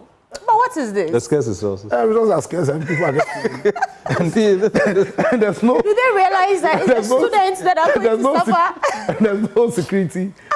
It's sad. Please let me hear you out on this, Kwame Nkrumah. I mean, this is one of the things that we are talking about. What have these innocent primary school children done? You see, so clearly the beef is with somebody else, not the students, but they're the ones going to suffer. So they'll grow up with this mistrust. I mean, who does this? Who does this? I mean, in a civilized society, I haven't heard of something. I haven't heard of something like this happening in the UK, or they have their own problems. But you don't go to a primary school and do that to these innocent children. I hope the perpetrators are captured. And these are the people that we should be making examples of. Sometimes our priorities are misplaced. Without going into too much detail, we go after people because they seem to be displaying that they have this or they have that. You understand? Yeah, me? yeah. Whereas we should be going after those who are taken from those who don't have already. Yeah. I mean, I really hope these people are. Thank you. Prof, you wanted to go to Akimoda. No, I'll leave Akimoda now because, I mean, it's sad to have such stories captured in a national newspaper. But where was security? Where? Security. Because trust me, I don't think there's anyone is guarding that. Without security, without security, what people can do. Because see, when you go into the, you say philosophers, so when you go to a philosophy before we even have governments in the first place, it was a belief that, listen, if you leave man in a natural state, and it's very brutal, it's very and short. And that's why we do, and that's why we created government, this kind of government. So that was our biggest problem is that we've given our powers to some governments and they're not playing their role. That's the biggest problem. Yeah. Anyway, let's spend the rest of the time on the Ghanaian publisher. Yeah, the Ghanaian publisher, I think about 4 different stories here. The first one is on page 2. Man challenges CJ's removal process. And that is also on page 2. BOG cuts Adongo to size. That's page 3 of the paper. Over reckless non-dollar at the counterclaim. Then we have on page 5, does Ghana truly need a national carrier? And that's by Joyce Power. He writes that one. Then we have on page 8, Samaria Literature Prize opens 2025 entries. I think we can leave the CJ. It's been overflowed. Headline throughout the week, last month, and all that. That of BOG cuts Adongo to size. You see the man in terms of his stature, and then you write this heading, cut to size. Interesting. What is the issue here? I'm sure he happens to be a member of parliament. Is he still a member of parliament? Yeah. Yes. And he's a on the board board member of BOG. Yeah. Makes statements that there won't be, if you have dollars in your account, you can't go to bank and then go withdraw your funds. Now BOG comes in and then refutes his claim. That's why they cut him to size. But you see, we don't understand some of these comments when we make them. Yeah. I don't know whether we enjoy such comments when they are not based on fact. I don't know where you heard this from. This is what we are reading. Actually, it was an interview with Evans Mensah when he said that. And he pushed. He insisted that he was right. That you can't get dollars. You watched it. You can't get dollars at the counter. I was watching and I was telling myself, when did that happen? So I went online quickly to actually find a fact for myself. I realized I didn't find anything. So when BOG actually came out, I thought, so perhaps that's the cutting to size. Well, look at the size of this man. You can't use the size. But at least we should. He's a board member of BOG. Yeah, misinforming the public. BOG wanted to do something like that, and he came out and said that without having the authority to do that. We don't know. But when you speculate, of course, speculation is are allowed in the market that we find ourselves. But the point is that go and check his statement, before his statement, and after his statement, and when BOG reacted, to tell you the change in the dollar. Oh. Speculation. Oh. Speculation. Wow. And you see, we have to be careful with our comments. We might not have dollars, just like our brother who was giving dollars and all that. We don't. We all have cities. Prof, I put it to you, have dollars? No, I don't have. I mean, a teacher need the other day. I don't have. Right. Yeah. But the point is that we all don't have. Oh, you have. No, you have. I don't have. We all don't have. My dollars will be in heaven. You see, go and check. Are you saying it's deliberate to trip the market? I'm sure sometimes people do this to make gains in the market. And when you start speculating this, it will be a change. And I think there was Minister of Finance, I don't know which the MP, whether General Paul saw some time in Parliament, those days, dollar the dollar will be increased, the dollar will be increased. Yeah. And it was having effect in the market. So I don't know why we support this, speculation. So, good initiative from BOJ. Now, I think they have been proactive in terms of their dealings. They've responded, and now we are calm. Right. Does Ghana truly need a national career? I think that will be our last story. Last story.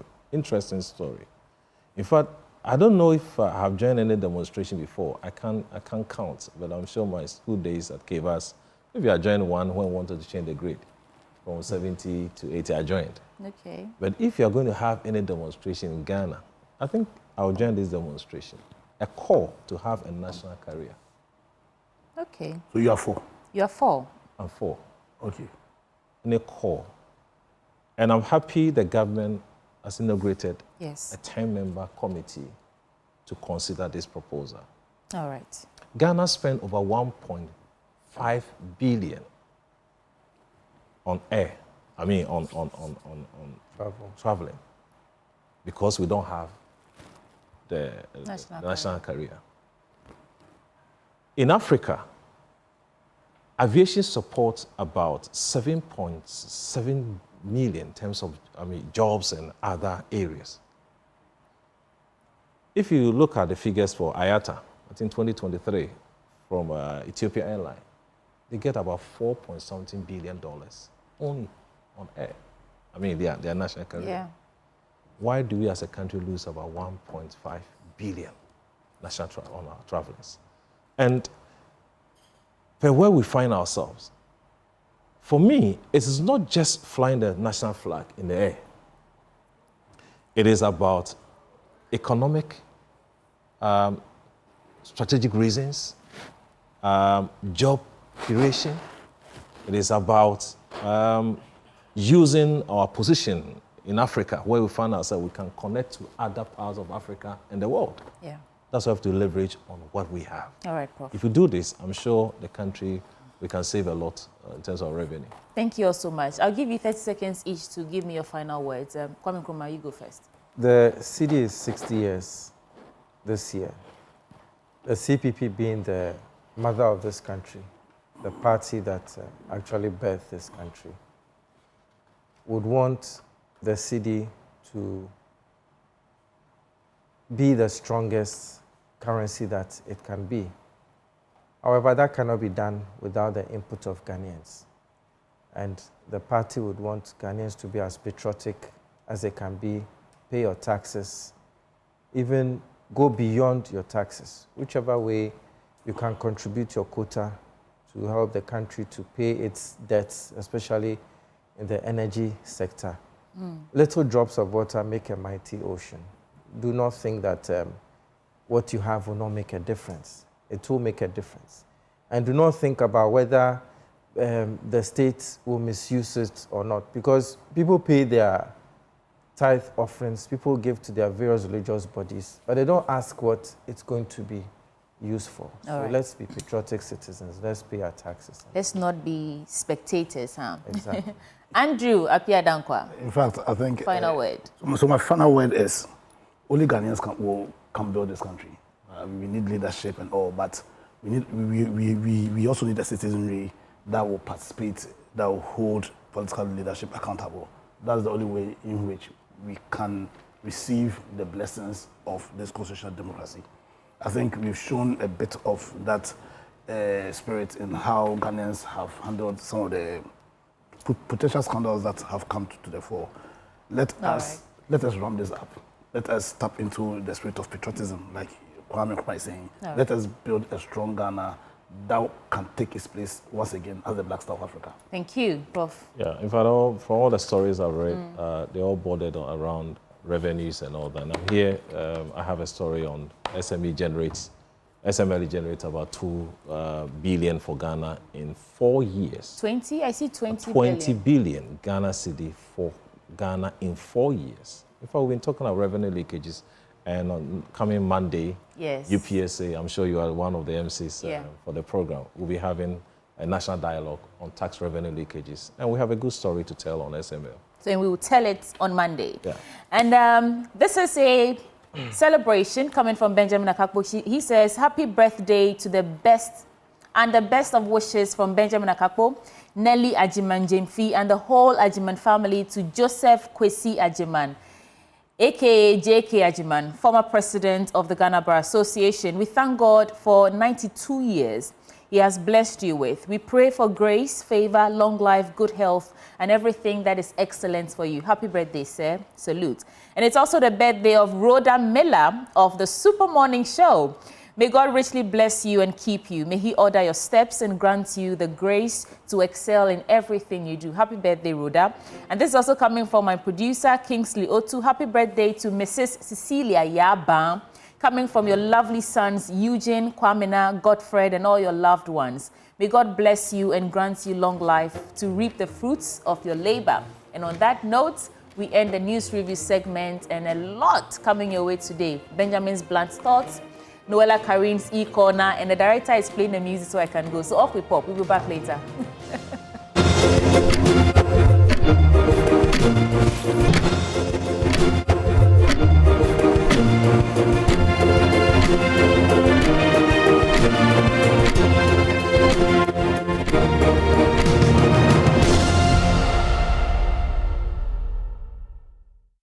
Welcome back to the AM show. I hope you're having a good Friday. I just want to remind you gently, before I introduce our next belt for you, to vote for Naomi Oyo Oheni Oti. She's an oncology nurse specialist at the Kolebu Teaching Hospital, and she's the only Ghanaian who's been selected as a finalist for that 250,000 Asta Guardians Global Nursing Award. And there you have it on your screens. Scan that QR code and vote for her. She says all you need is an email. It doesn't cost anything. Vote for her so she can represent the country and make us proud. Thank you for indulging. Now let's talk about mothers. They silently pray and gather strength for each day. Hisema Enim Donko is one of such. She's endured pain and embraced joy through marriage, parenting, and her career. In today's series of celebrating motherhood, Hannah Odame shares a story of the divorced mother of 3 whose life and that of her children were spared through a dream. Here's the report. Enjoy. After a painful separation from her husband, Hensema Enim Donko found herself in a difficult situation. With 3 young boys to cater for, she knew she had to take action to avoid a disruption in the development and growth of her children. That's when she resorted to doing anything and everything that could put food on the table, from selling shirts to preaching,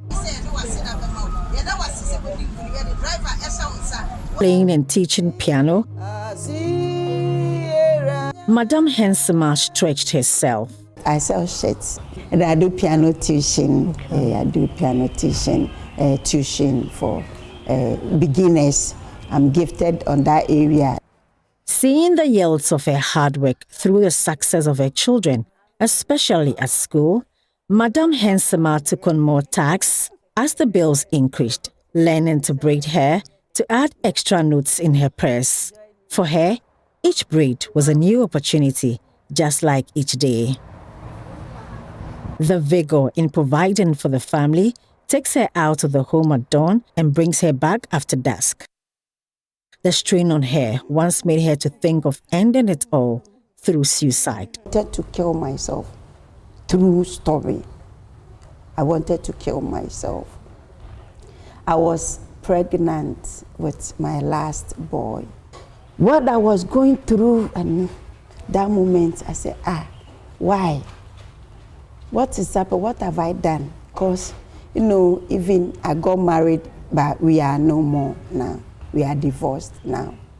I said, I stayed before I was coming to, I didn't know any man. But what I was expecting, I never got it that way. And I said, God, why? I've stayed in your house. Why does? So if that is the case, then let me end my life and then it will be. So as I was thinking about it, how I should do it. And I didn't also want to leave my boys behind. I didn't want to leave them for anybody. So I wanted to take my life and take theirs too. And if I take it first, they can't go. So I have to give them medicine. And then when I finish, then I'll also take mine. So I was just planning.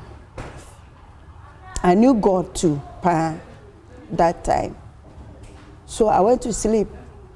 The moment I slept, I dreamt. I dreamt that I had given medicine to them, the boys, my boys too. I've given medicine to them, and when they were dying, they were struggling. So I said, wow, this is what they are going to go through. No, I can't do that. Then I heard a voice in the dream that I have plans for your life. I'm going to use you to bless many nations. What you are going through, you have to go through. So just keep quiet. I am with you. Don't. The moment that voice, and then I was awake. I sighed. So God, you are with me, and you are telling me you are, and I'm going through what have I done to? I prayed and I kept quiet. So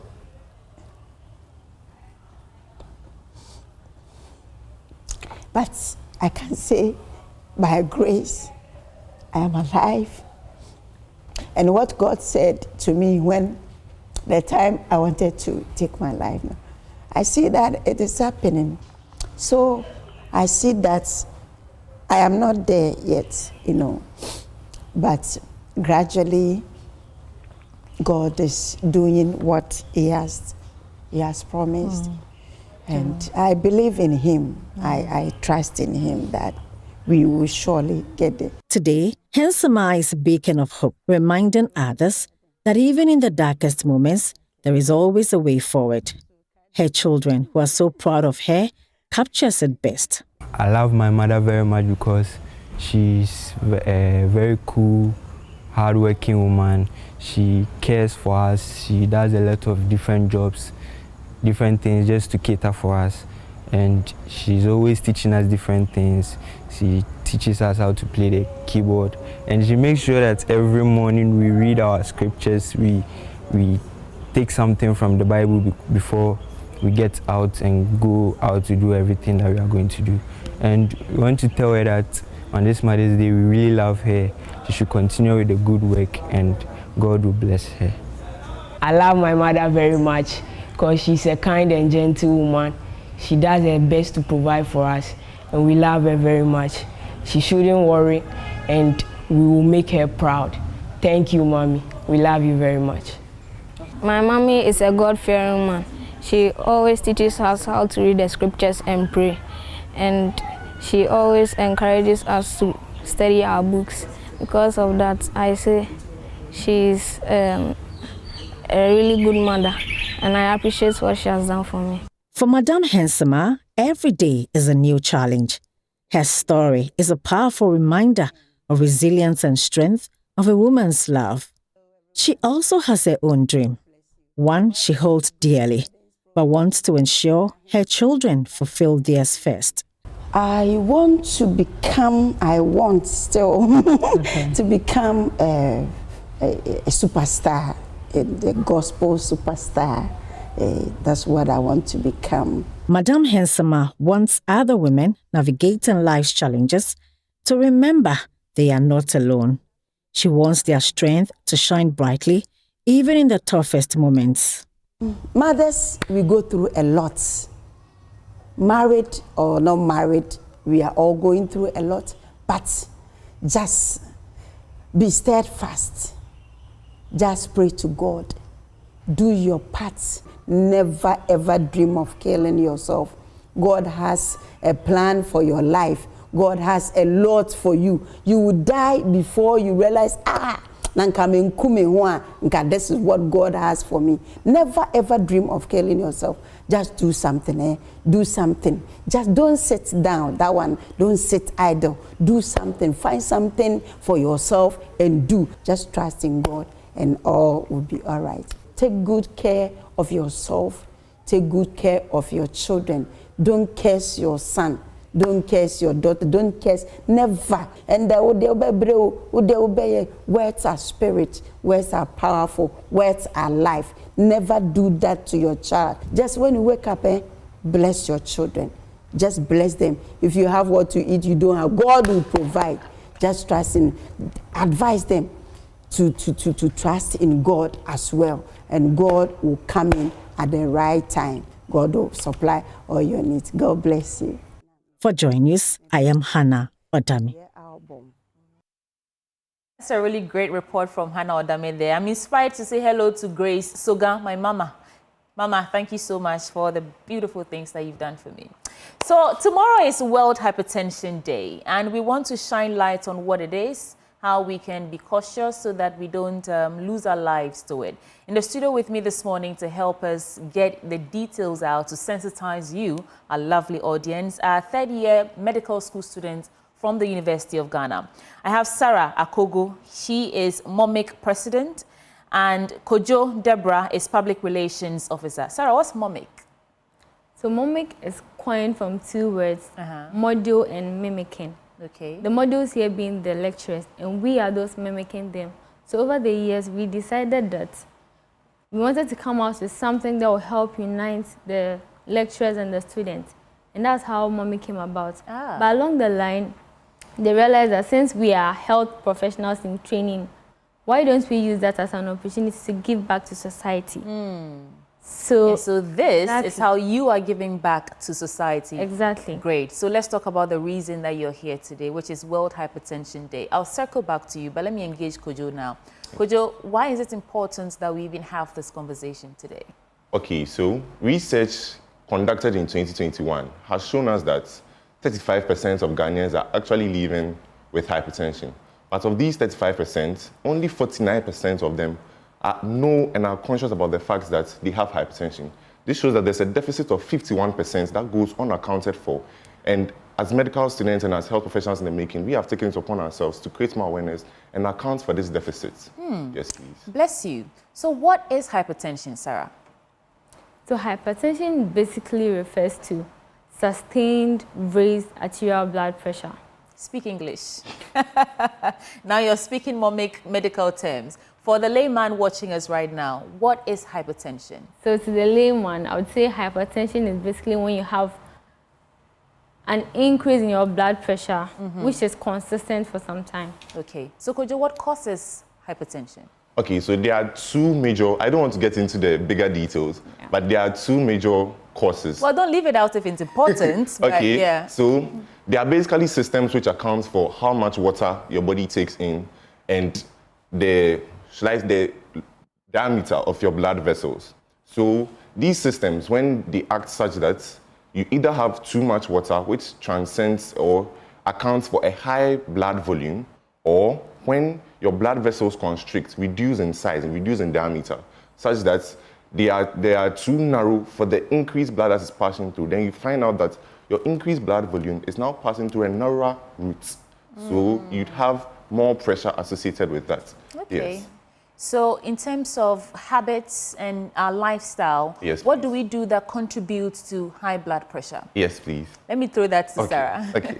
Yes, so in terms of our lifestyle, lack of exercise is one of the factors. Because like Deborah explained, if your blood vessels are narrow, it means that the pressure with which the blood will be passing through will be high. But then if you exercise regularly, it means that your heart will be doing a massive job. So even if there's a level of narrowing, it will be able to compensate to a greater extent. So physical exercise is one of the main factors or one of the modifiable factors that accounts for hypertension. Aside that, we also have diet. As he explained that there are factors that control the diameter and then the pattern and all. Sodium is one of the major ions that is involved when you're talking about hypertension. This is because retention of sodium causes water to be retained. And if water gets retained, in the long run, your blood volume gets increased. So the increase in the blood volume supersedes the capacity of the vessels within which they are flowing. And this causes the hypertension we are talking about. When you talk about sodium, you're talking salt? Yes. Okay. Yes, so now bringing this intake of salt. Yes. Thank you. Oh, thank me. I'm learning from you. Yeah. So let's talk about, the theme for this year's World Hypertension Day is measure your blood pressure accurately, control it, live longer. So how do you even get to know? You gave us some staggering statistics of the number of people who are living oblivious of the fact that they have the disease. So how do you know that you have high blood pressure? Okay, so usually your blood pressure should be just around 120 on 80 millimeters of mercury. Just let's stick to 120 on 80. Okay. So if it's a little below or a little above, that's just fine. But it shouldn't be approaching 90 on 60 because that means you're entering into the range of hypotension. So 120 on 80, just above, just below is very fine. But the real trouble sets in when you cross 140 on 90 millimeters of mercury. Then you know that you are entering into real hypertension and you'll be seeing the complications in the long run. Yes, please. So the only way you can actually know is by testing your blood pressure at the hospital, in the pharmacies and all that. And then if it crosses 140 going, you know you have a problem. Are there any indicators in terms of the way our body speaks to us sometimes that can give you a hint that you probably should go check your blood pressure, Sarah? So that is the main reason why hypertension is termed as the silent killer. Because most of the time, you don't really see any physical changes within your body that prompt you to go to the hospital. So most of the time, by the time you are approaching the hospital or by the time you are seeing signs that tell you to go to the hospital, it would have gotten worse. Yes. And that's the main reason why we usually encourage people to check and monitor their blood pressure regularly. What does this theme mean to you? You are here sensitizing our audience. What does it mean to you when, for this year, 2025, and it's actually for tomorrow, the day, World Hypertension Day is tomorrow, the 17th of May. Measure your blood pressure accurately, control it, live longer. What does it mean to you? I'll come to you for the same question, but let's start with Sarah. Yeah, so measure your blood pressure accurately, control it, live longer. One of the main steps to reducing this whole hypertension thing is periodic monitoring of your blood pressure. This is because early detection will go a long way to solve most of the problems you have. If you're able to detect it early, the modifiable risk factors, that is your diet, physical exercise, smoking, and all those things, personally, you would be able to control them. And even if you have the non-modifiable risk factors like age predisposition, familial history of hypertension. Okay, let's try and speak English again. You are taking me back to the medical classroom. I don't like to be there. So you're saying that there are two types of risk factors. The modifiable one, that means that if you have it, you can manage your lifestyle so that it doesn't go out of proportion. And the other one is what? Non-modifiable. Okay, what does that mean? So non-modifiable risk factors are the factors you can't really do much about. An example is familial predisposition. So it has been you have a observed history that, in your family of high blood pressure. Okay. You are likely to also have high blood pressure. So something like that, you can't really do much about it. But your diet, physical exercise, smoking, it's personal, so you can control that. Okay, thank you for clarifying. So, Kojo, what about you? What does this theme mean to you? So, in my ideal world, everybody would have had a sphygmomanometer in their house to check their blood pressure daily or intermittently.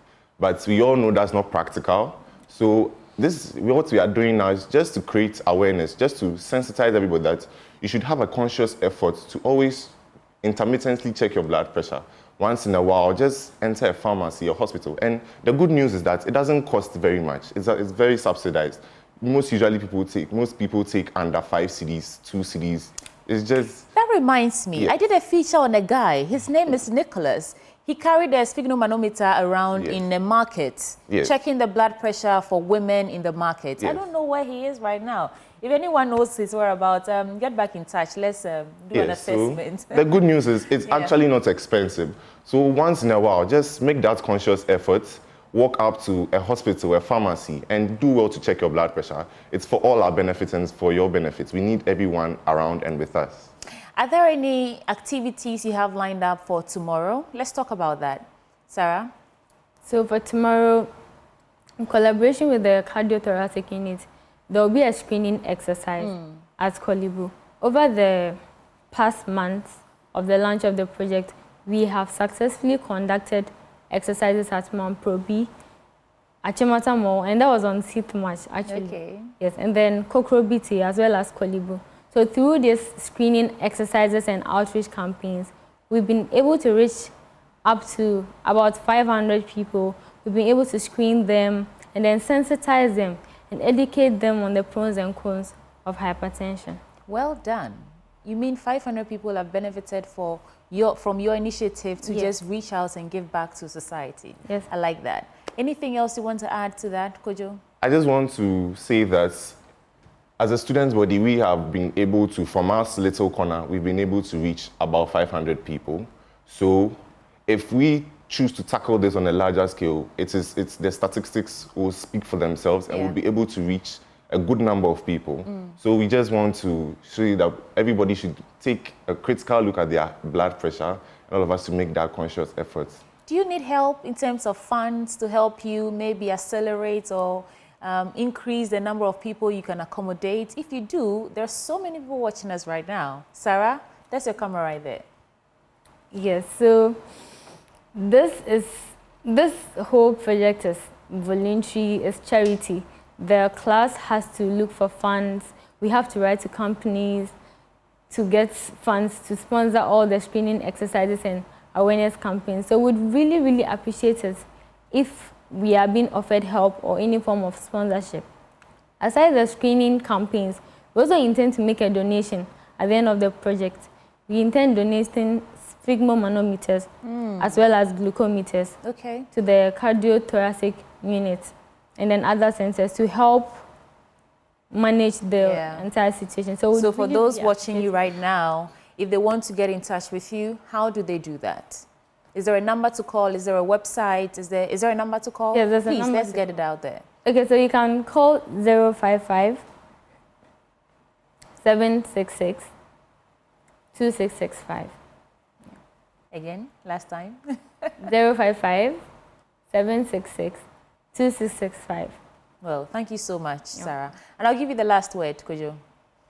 Yes, please. So as my MOMIC president accurately said, we have taken the initiative to draw more attention to hypertension, and every help we can get will be very much appreciated. It is a laudable cause to support, so we do hope that it appeals to you and you support us in the long run. Thank you very much. That there is Kojo Deborah, Public Relations Officer for MOMIC, and the President, of course, Sarah Akogo, Pretty Sarah Akogo, and they are going to do a screening tomorrow to help celebrate World Hypertension Day. If you can, please do well to support them. Thank you all so much for coming. Thank you. Before we go, if you're looking for a home in a prime location, then Nesta's got some cool deals for you. They have properties in Tema Community 26, just behind the Palace Mall, and it offers a serene atmosphere, easy access to transportation routes, and social amenities. The off-plan price starts from $35,000 US. So if you're interested, this is the number to call: 053-101-4440 or 053-101-4447. You can also visit our website, www.nestas.com.gh. And that's it for this belt. More to come on the AM show.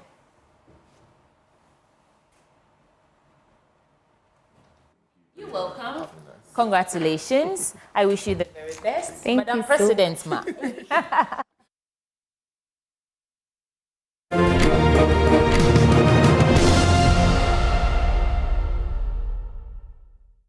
Two weeks ago, Energy Minister John Jinapor told Joy News that Car Power was threatening to shut down their plants over unpaid bills. I received a letter from Car Power. They are threatening to shut the plant in 7 days. Why? Unpaid bills that we inherited. We've been trying every way we can to engage them so that they will give us some briefing space. But they simply will not budge. Now, he says the sector is days away from darkness with only 2 days of fuel left in stock. Frank with you, Chairman, today as I sit here, this morning my headache is how to get the next parcel of liquid fuel. The fuel we have to take us 2.6 days. We've placed order for fuel, but it has to be paid. We've procured some fuel on credit and working with the Ministry of Finance to pay. But the truth is that the Ministry of Finance also has its limits. And so we'll be going to Cabinet to discuss how we can improve on the sector. And that is why we are pushing for some private sector participation in ECG's operations. Ghana's energy sector is now on life support. The sector minister, John Jinapor, is projecting that energy sector under recoveries would hit 30 billion cedis by the end of 2025. He says government needs over $1.1 billion to keep the lights on, yet the sector rakes up to a 2 billion cedi deficit every month. ECG is unable to collect all the monies. And so you're having a deficit of about 2 billion cedis every month when it comes to ECG's collections. When you add that deficit and you add the fuel, which is not part of the pass-through, you are looking at over 30 billion. Car Power has just sent us a letter that by 18th, they will shut down the plant because we owe them more than $400 million. IPPs alone, we owe them $1.7 billion. It gets worse. The World Bank's $500 million guarantee has already been drawn down, with only $50 billion left. The government is now using oil meant for national revenue to pay off energy debts. But the ranking member on Parliament's Energy Committee, George Kwame Abuaji, says some big businesses are to be blamed for defaulting on their power bills, while the country sinks further into debt.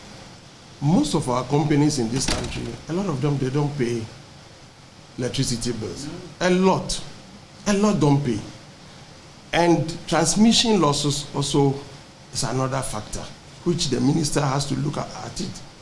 We are currently at around 29 to 30% transmission losses, whereby the OECD or the international sectors, their transmission losses is around 8 to 9%. With a couple of days of fuel left and no clear financing solution, the sector minister is set to make a last-ditch effort to secure funds from Cabinet to avoid a national power shutdown. The clock is ticking away.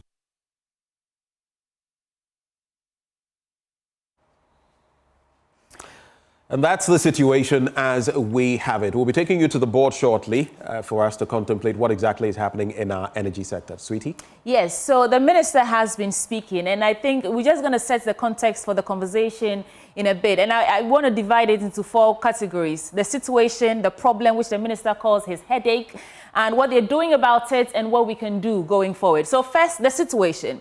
The minister says we require about $1.1 billion to procure liquid fuel alone.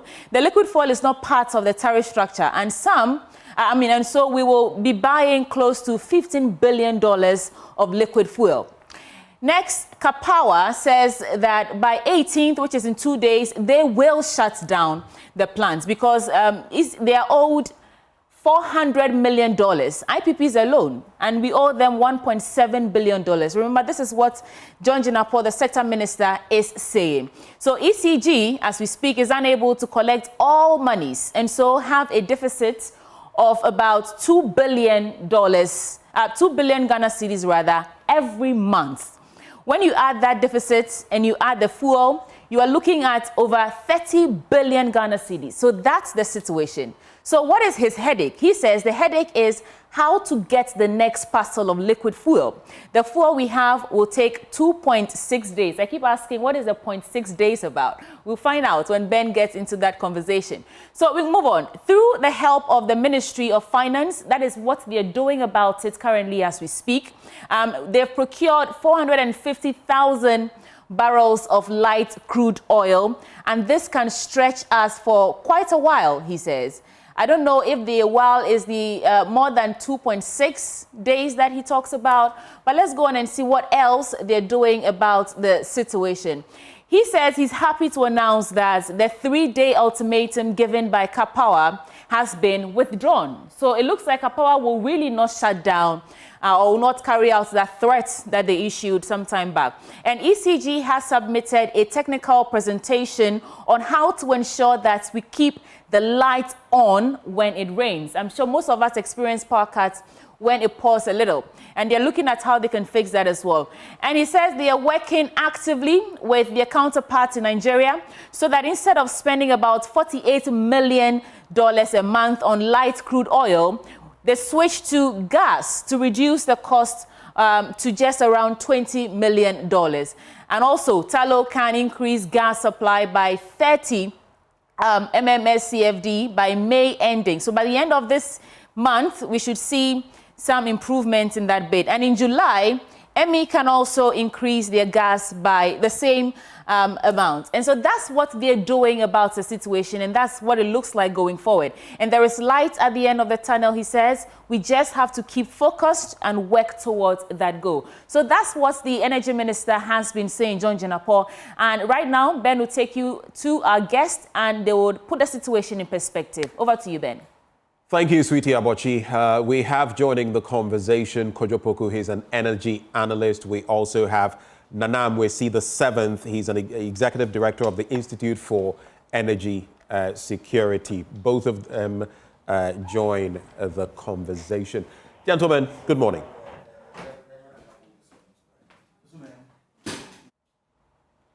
Kojo, Ben, good morning. How are you? I am well. Hope you are too. I'm very well. How's your light situation? My light situation as of now is okay. It's interesting you ask that because two people in the studio right before we came on air, one of them was saying, one of our cameramen, he was saying, look, this light thing that we've been talking about, in his neighborhood, and his wife is practically at home all the time, he comes to work, there are no power outages. Someone else was saying same. But me, once in a while, I do get some power outages, though what I've noticed is that sometimes it's anywhere between 5 minutes and maximum 30 minutes, and it's back. What is your power situation? What is your power situation? No, thank God. I'm happy that people in your studio now can attest that lights are on. I remember some months ago when I come into your studio and I say this, you open the phone lines for people to tell us. So we can do the same today if you don't mind. Let's open the phone lines and let's hear Ghanaians how their light situation is. We could do that, but that would be at the discretion of my producer, and you are not the producer, so go ahead. I said these days when your light goes off, as my sister Sweetie Abochi will say, is doomso. It's no longer doomso now. Okay, all right. I guess those are your initial thoughts. Let me go to Nana Mwesi the seventh, executive director of the Institute for Energy Security. Good morning, sir. Good morning, Ben, and good morning to your listeners or viewers. It's good to have you join the conversation. Where are we power-wise? The sector minister, Honorable Jinapor, has been talking about the many challenges, and some people are saying enough of the challenges, fix the problem. But where exactly are we in our energy situation? Ben, it hasn't gotten better. It is the same experiences in 2024 is what Ghanaians are going through in 2025. It is not just power outages, but power fluctuations. And it is understandable. The issues that we have in the sector cannot be dealt with in a matter of a month or a year. We were clear in our mind when we did our projections last year that whoever forms the next government will have to inherit them so, and we'll have to deal with that and contend with that for at least a year and a half before we can have some stability in the power supply, because the issues are quite, multiple and entrenched. We need to deal with the issue of fuel supply, fuel transmission, power generation, power transmission, power distribution, and accounting for the revenue these are all challenges that we must deal or probably resolve before we have any stability in our power supply. All right. Nana Nwesi, you made mention of the fact that for you, the watchers of the energy space, you knew that whoever took over would face some of these problems. But if you look at how we have attempted dealing with the problems, do you have confidence that we'll be able to meet certain metrics and by a year's time, a year and a half's time, be in a better place? Okay, so Ben, we struggle to pay for our fuel. We struggle to pay the transmitter of this fuel, WAPCO. We struggle to sometimes get all the power plants available for production or power generation. And a typical one is car power issue that we're talking about. And we have issues with transmission and distribution, as I said. This all boils down to liquidity. If we have cash flow that is not constrained, then of course we can resolve all these issues. So the first approach is to deal with the issues downstream at the end of the value chain, being TG and its inability to collect revenue. And so that's why we have heavily supported the private sector participation in TG, because they are proven to be inefficient and incapable of solving the issue. And so if we can work on the private sector participation as quickly as possible, then we are going to resolve that liquidity challenge to be able to resolve issues upstream. And so the approach is to start from ECG, the distribution angle. The approach is to part from what? I'm losing you briefly. The approach is to start from the tackling the inefficiencies and the problems in the ECG, the major distributor.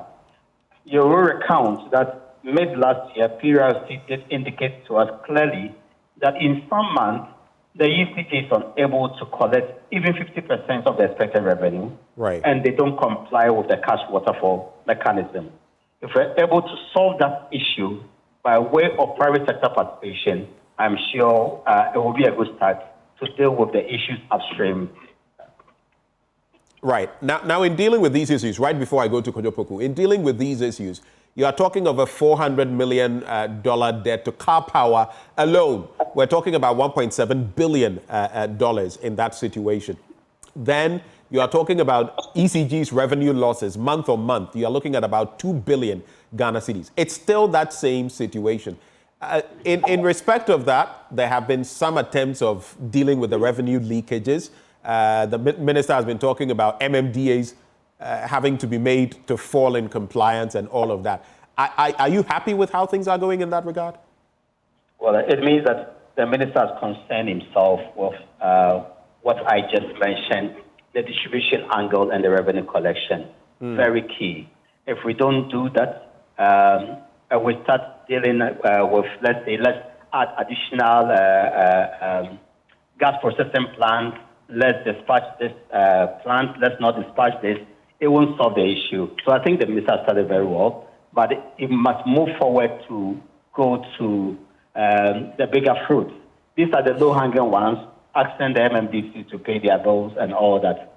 The major one is to ensure that ECG collects all the bills and ensure that the cash waterfall mechanism is being adhered to. Very critical.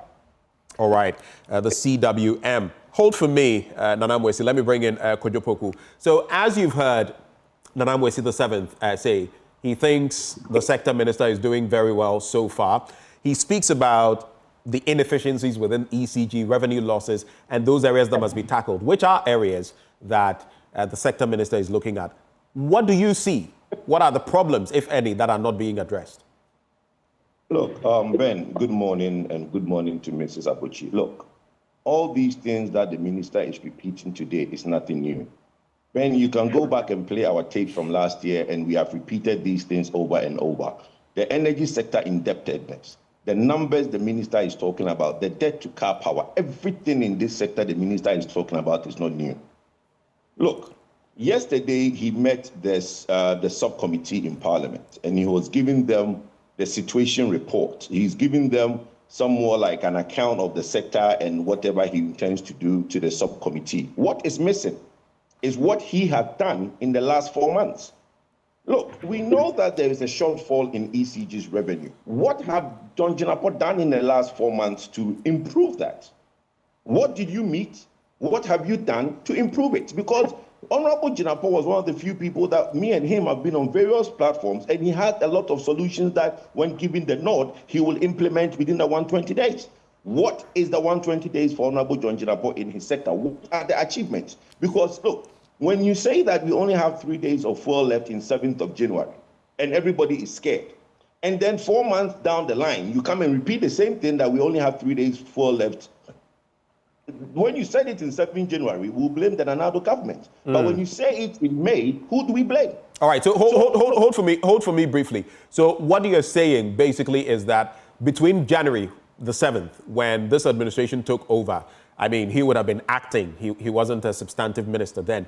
Till now, you see nothing that he has done in this regard, this specific regard. He has not told us. It's not me for me to see. He has not told us. He had the opportunity when he met the committee in Parliament to tell them what he has done. What we are reporting, what me and you are discussing, are the same problems that we know in the sector in last year. And I mean, all these indebtedness and all these shortfalls in ECG, we know.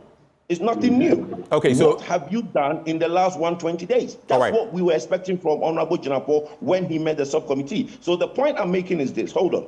The issue of trying to go to Nigeria to get more fuel, he knew that in January. The issue of 30 scarf more from Talo, if you listen to his vetting, he mentioned it. Okay, so he mentioned in his vetting that Talo is prepared to give us 30 scarf more of fuel. In the last 120 days, what has happened? In the last 4 months, why haven't you gotten the 30 scarf from Talo? If you knew that in January, why are we still repeating that in May? So those are the issues for me. Just hold for me. I'll come right back to you. Let me pan over to Nana Moesi the 7th. For you, just so I can get your quick reaction. In these 120 days, on some of these metrics or matrices, have you seen any action at all from the sector minister? Just briefly. Well, Benjamin, what I found when the minister took office was that he had to deal with emergency cargoes.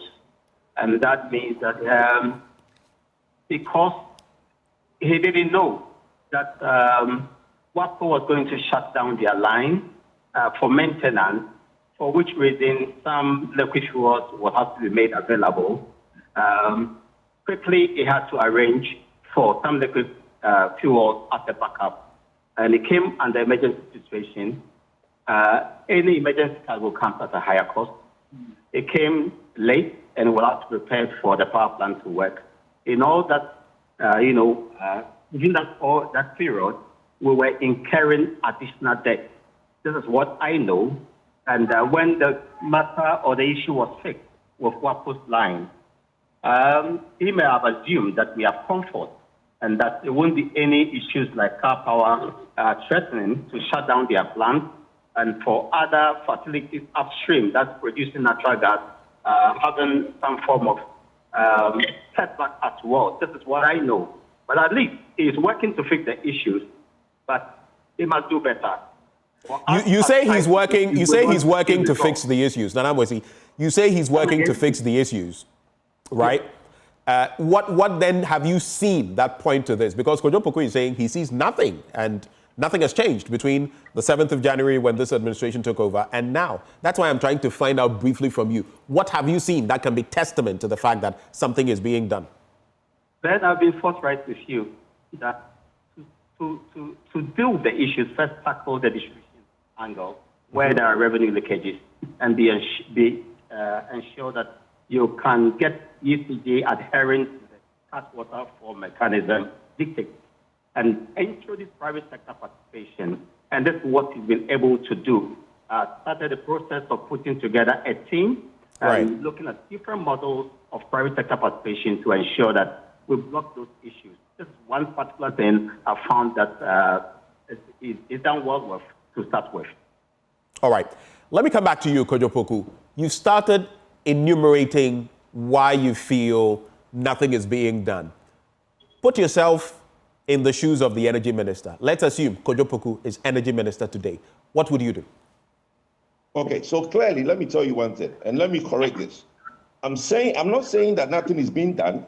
I'm saying that he had the opportunity to tell us what he's done in the last 4 months, and he did not tell us what he's done. He only enumerated or only told us the problems that exist. So we've not heard from him what he's done. But let me, to your point, the first point of action in the energy sector, the power sector, is to fix the leakages at ECG. The issue of last mile, where we all agreed with him in our manifesto as MPP and their manifesto as NDC, we all said that we're going to do the retail. I honestly did not think that there was a need to have a committee to come back to tell us that. And now I'm told that Cabinet has approved the retail and the last mile. That should have been the committee that he put in place in January should have been an implementation committee, not a fact-finding committee. So that was something I would have done. I would have put in place an implementation committee because we run on the manifesto of retail and last mile. And if MPP had come into power, what we would do is to put in place an implementation committee. By now, 4 months down the line, we'd have moved past now trying to find a transaction advisor and all these things because they are yet to start that. That is basically 4 months wasted down the line. Secondly, if you look at these issues of indebtedness, every power company who is an IPP is owed because we've heard this from Eliclem and his team over and over. What meeting has been conveyed? What payment structure has been put in place with these IPPs? I, by now, would have put that payment structure in place, have a comprehensive meeting with these IPPs, and basically agreed on a payment structure, including WAPCO, including all the people who are owed in the value chain. So they know that their problem is being dealt with. You will not have Car Power coming 3 months down the line to threaten you with 400 million if you've met him 3 months down the line to agree a payment structure. But Kojo and Nanamwesi, correct me. Kojo and Nanamwesi, correct me if I am wrong, but if memory serves, there was some engagement, if not at the energy sector confab, there was some engagement with the IPPs. Am I mistaken? Well, I don't know. What I'm saying is that if there was, why are you being threatened for shutdown? What I know is that but the debts still remain. The debts we've carried on still remain. So they want their money. But my point is that, Ben, they all don't want their money. Nobody in the sector wants all their money. They want an assurance and a payment plan that the money will be paid.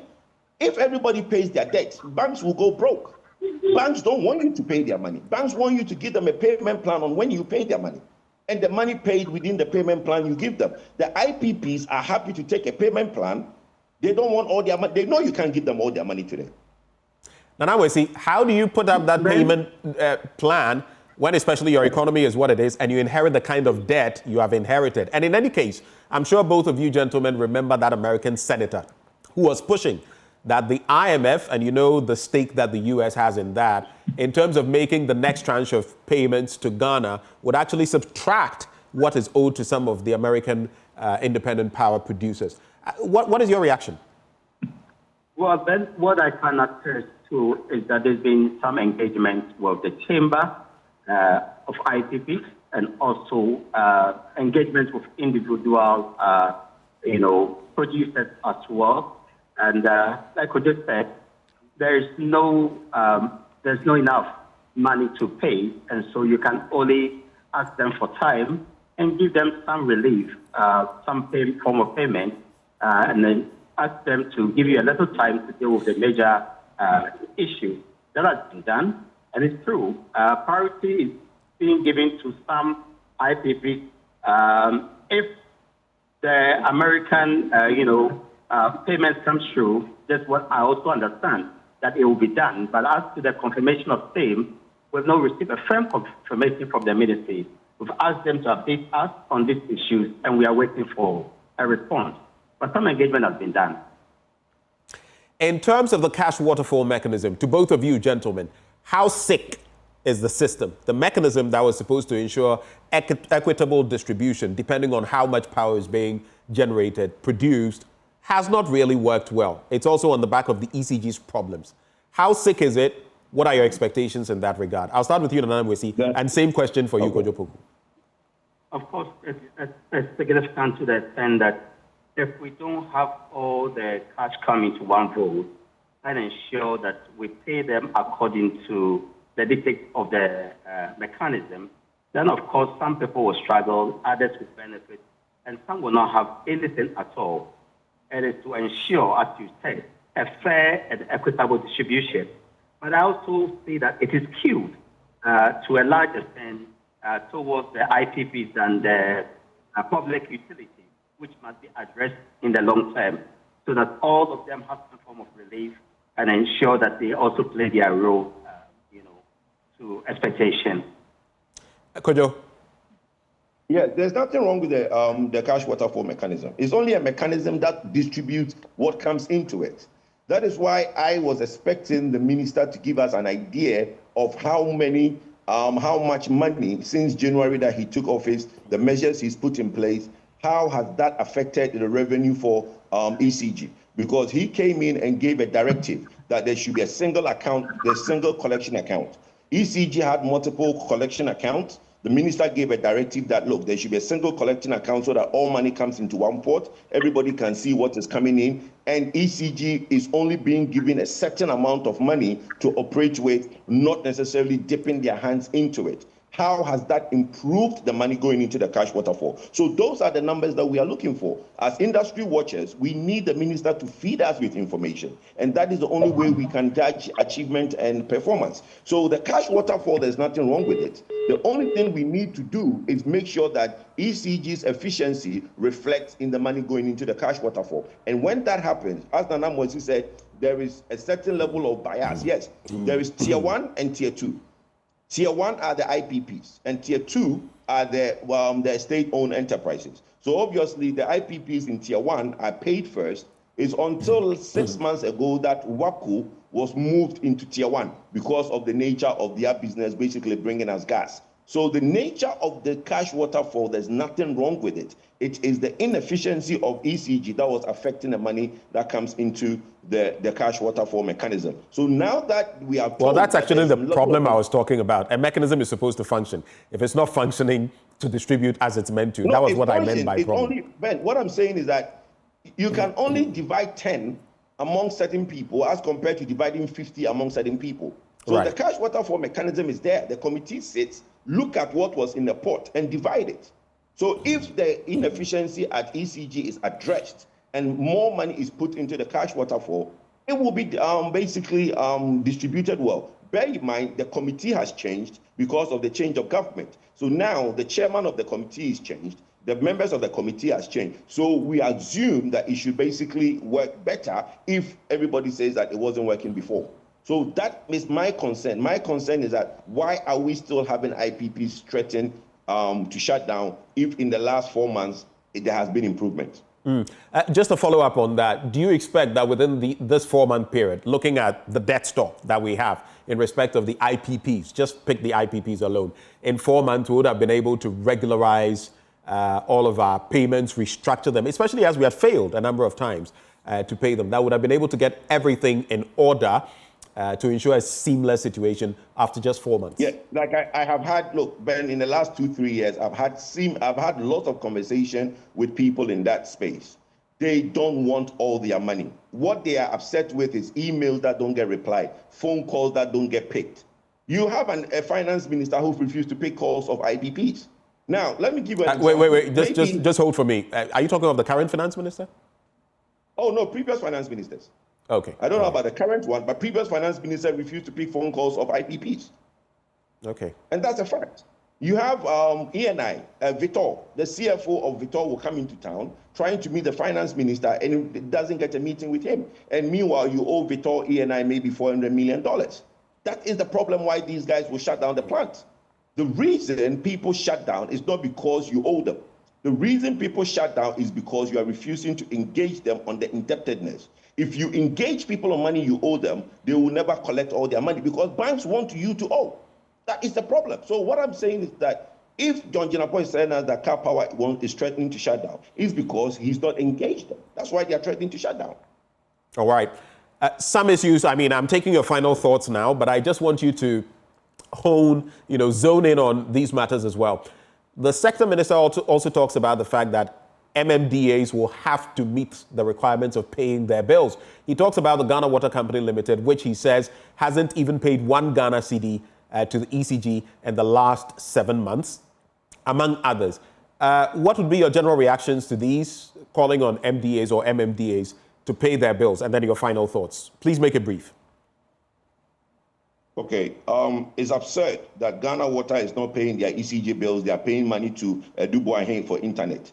That's what I read. I don't know if that's true, but if that's the case, then it's very absurd that you're not paying your energy bills, but you're paying your internet bills.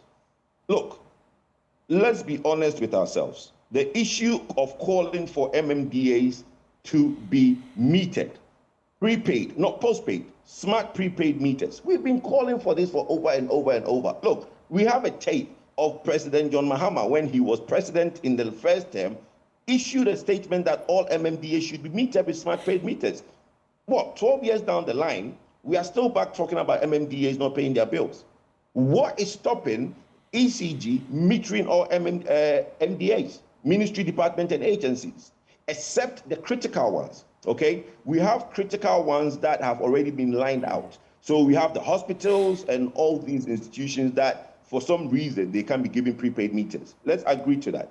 But the police barracks, the military barracks, the ministry, department, and agencies that sit there, why can't they have prepaid? Why can't all the ministries have prepaid? So why are we back to this conversation? Is the political will that is not there to fix this problem? I find it very strange that in the last 8 years, nothing was done, and we are back to that conversation again. All right. Well, thank you very much for sharing your thoughts with us. We were trying to get Nana Mwesi VII to get back with us and share his final thoughts, but it appears that may not be possible right now. But Kojo, we're grateful for your time. Kojo Poku is an energy analyst. We also had Nana Mwesi VII, Executive Director of the Institute for Energy Security, joining the conversation. Stick and stay. We have a bit more coming your way in just a bit. Do stay.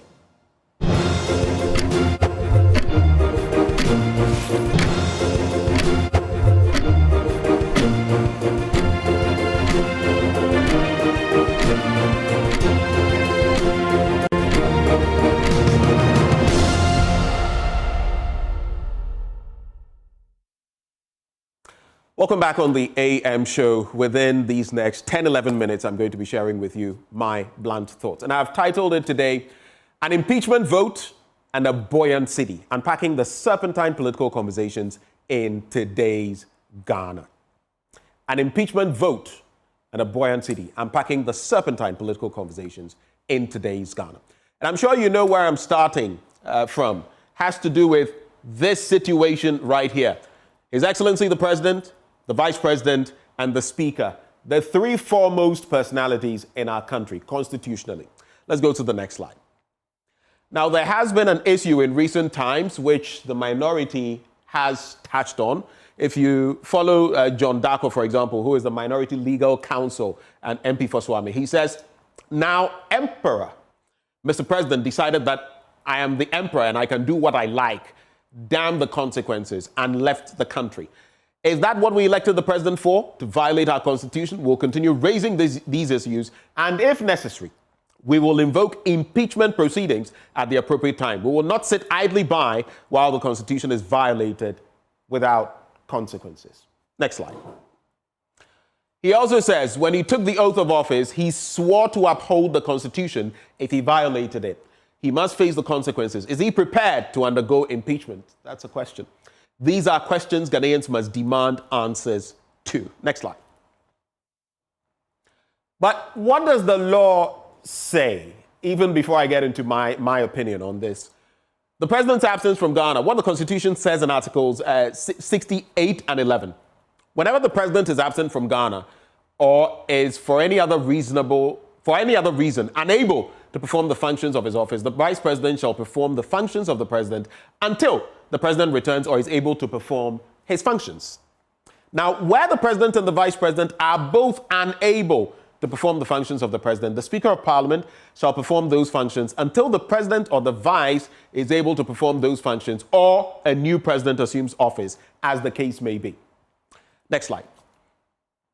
Now, What are the grounds on which a president may be removed? Article 69 helps us out there.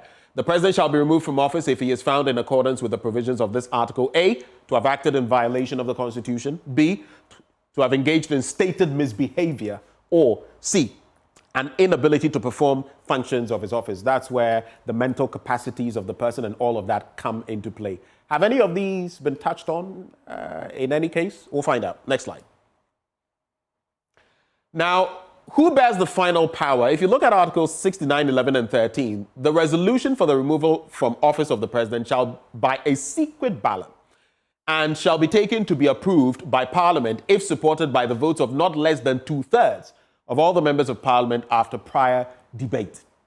Note 2/3. The president shall cease to hold office as president on the date Parliament decides that he be removed from office. He is used generically in the Constitution. It could be she as well. Next slide. But what do the numbers say in Parliament? It is well nigh impossible for this to happen. That's the reality. If you look at getting 2/3 in Parliament and you look at Parliament's composition now, the NDC has 183 seats. The MPP has 88. The other day, Dr. Rashid Tanko Computer was saying it's actually 81 because they're going to contest 7 of those seats. But as of now, it's 88. The Independents have 4, and pending Ablekuma North, 1. Now, 2/3, you'd be looking at that number, 184. But guess what? The NDC alone in Parliament has 183 seats, which makes it mathematically impossible to remove the president given the size of their majority, unless a chunk of them move to the other side. Next slide. Now, even before we get here, I just want to share a few thoughts on this matter of the impeachment. You see, these grounds that have been made mention of, are they enough for an impeachment? Seriously, think about it. I mean, shopping for something to talk about is one thing. Making a mountain out of a molehill is another. Is it something that ought to have been done constitutionally? Yes. Article 68 of our Constitution seeks to avoid any voids, any vacuum in executive power. But it's also just like when our former president, God rest his soul, Jerry John Rawlings, did not deliver a State of the Nation address, not a single one, throughout his democratic tenure, though the 1992 Constitution specifically stated in Article 67 that this ought to be done at the commencement and closure of a parliamentary cycle. Was he impeached for that? Think about it. How about the promotion of proper human sexual rights and Ghanaian family values bill passed by Parliament, which got no assent by former President Akufo-Addo? Per the 1992 Constitution of Ghana, within 7 days of receiving the bill, the president had to inform the Speaker of Parliament whether he assented to it or not, unless the president had referred the bill to the Council of State. As of the time, the former president refused to give his assent to the bill and referred a challenge or made reference to a challenge in court, which, by the way, has now been struck down. And while speaking with members of the diplomatic corps, though at the time he was speaking that evening, there was no such case pending before any court. I heard many people suggest the former president was in breach of our Constitution and so he ought to be impeached. How did that end? Can we logically, realistically, impeach our president on such nebulous grounds? What do you think? I mean, there are egregious issues and there are what the French would term faux pas, mild blunders or missteps, which, though they shouldn't have been done, occur through error. Is that something tangible to beat the gong about? I don't think so. But hey, I figure it's just the way we do our politics. I do think Mr. President John Dramani Mahama would be gentlemanly in simply apologizing for the blunder. Whether it was from Dr. Callistus Mahama or whomever, as leader, you take the fall. The approach of the MPP on this matter, however, in pushing for an impeachment, which realistically will go nowhere, by the way, because even if you follow Article 69, I believe 2B of our Constitution, where following from 2A, where the Speaker must then go through the motions and forward this to the judiciary, even looking at the setup, trust me, it's not going to go anywhere. This bit, I feel, is merely to score political points, to beat, strike a certain part of the drum when the political beat it is putting out does not match the dance to be danced. That's what I see. But then I want to wrap up my conversation this morning on the cedi, because it's also come into the fray. Cedi appreciation, dollar, depreciation. What is happening? If you look at 2024 and you look at 2025, the level of depreciation of the Ghana cedi, we're looking at 7.7%. Now we are looking at 5.3%. That's a difference of about what? 2.4% right there. Next slide. There's a certain trajectory. You come to the 2nd of January 2024, the exchange rate was 11.8. That is 11 cedis, 80 pesos to $1 American dollar, or the greenback. Fast forward to somewhere around the 2nd of December 2024, 2nd of November, you were looking at around 16.42. In some instances, people were exchanging it for over 17 cedis. But there it was, the official figure, 16.42. It fell by the 2nd of January 2025 to 14.75 thereabouts.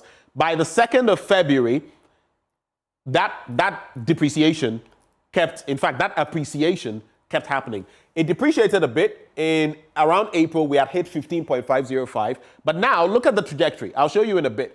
2nd May 2025, it had fallen to about 12 cedis and 44 pesos. This is the zigzag puzzle we've had when it comes to our cedi. But what is accounting for it? Next slide. Shall we go to the next slide? The cedi's performance, the level of appreciation this year, 15.6%. And per some estimates, it is the best performing currency in the world. But how does that impact us, the ordinary person, in our pockets? Next slide. When you look at that same chart I showed you a bit, look at the level of, depreciation so far of not just the American dollar, because other currencies have also been impacted, but from 15, the dollar has fallen to 12.44, though I believe there's some, appreciation on the back of that. Next slide. So what they have been saying, the US dollar losing value, dollar weakens as investors seek safety elsewhere. The Wall Street Journal touting that as well. Next slide. But this is where the meat is. Many people are worried about, because if you look at it, these were the tariffs that Trump slapped on China in most of the categories of trade, right? The retaliatory tariff from China was 125%. But we know that in recent times, the two leaders, Xi Jinping, Donald John Trump, have had conversations, and these tariffs have been iced out for a period of 90 days. So now the US, 30%, China, 10%. What will be the impact? Go to the next slide. For the next slide, you then look at the implications. It's going to ease US market uncertainties. There's going to be a surge in US stocks. Mind you, some people were moving away from the dollar and, investing in gold, which also led to a spike in gold prices. Now, gold prices are beginning to fall, and you see the US dollar gaining strength. That would imply a stronger dollar. Could it have an impact on the cedi? Definitely.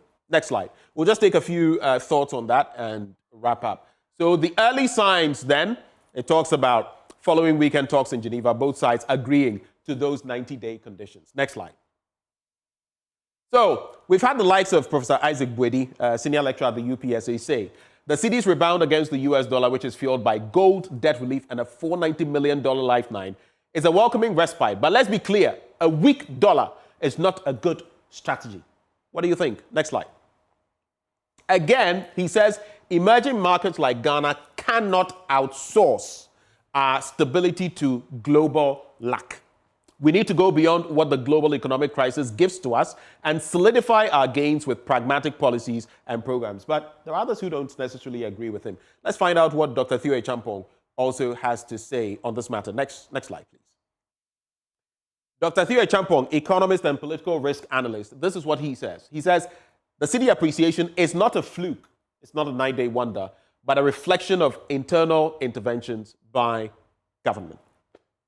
And this is where I'm going to leave you, because in the end, there are all these conversations happening. All we want is for the cedi to be stable. But you see, there's something in there, because some people who are also paid the dollar value or the cedi value of dollars in Ghana, or who are paid in dollars for different reasons, and there are some of those like that, are also bleeding now, because the value of what they were getting in cedis is now, in dollars actually, is now changing. But whichever way it may be, All we want is for a stable currency, a stable business environment, and for the ordinary Ghanaian to be able to breathe. These are my blunt thoughts Ghana for shared with you. As always, raw, hot, unedited, undiluted. All I pray for is may God bless Ghana and make her great and strong. Thank you for watching.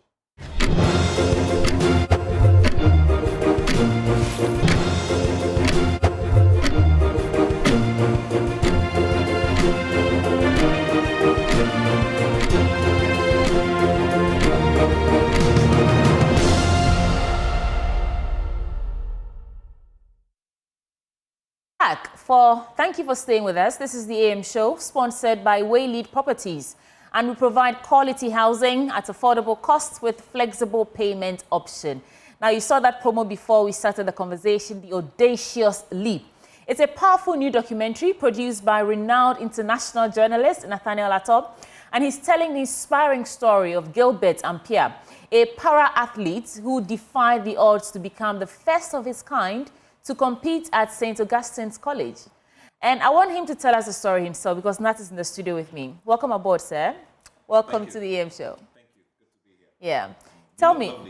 Thank you, Nat. You always give me nice compliments. Tell me, what about Gilbert Ampia's story drew you to tell it to the world? Well, a couple of months ago, I was, doing my regular rounds on social media, observing what was going on and doing some monitoring. And then I saw, a post. It was a TikTok video which had been curled and was put on a post on Instagram. And there was this boy, a big crowd at the Cape Coast Stadium, so many students, both from St. Augustine's College and others, cheering this boy on. And guess what? If I could put it this way, he had a leg and a half. Oh. And he was doing the jumps. So he'd step back, focus, take a few steps and jump. And then everybody just goes, goes up with energy in the stands. Yeah. And then I said to myself, this is amazing. I haven't seen anything like this before. When I was in St. Augustine's about 23, 24 years ago, I remember that I had a student in my dormitory. I was a house prefect in St. Stephen's House. Yeah. And I had a junior, a Form 1 boy who had an accident and had to use all sorts of prosthetic legs and, clutches and all of that. Yeah. But this story was a very amazing one. And I thought, something, let me get close. Let's go behind the scenes and look at what has happened. And so, I mean, you went behind the scenes. You're telling his story. Obviously, you followed him to school. You followed him to his home.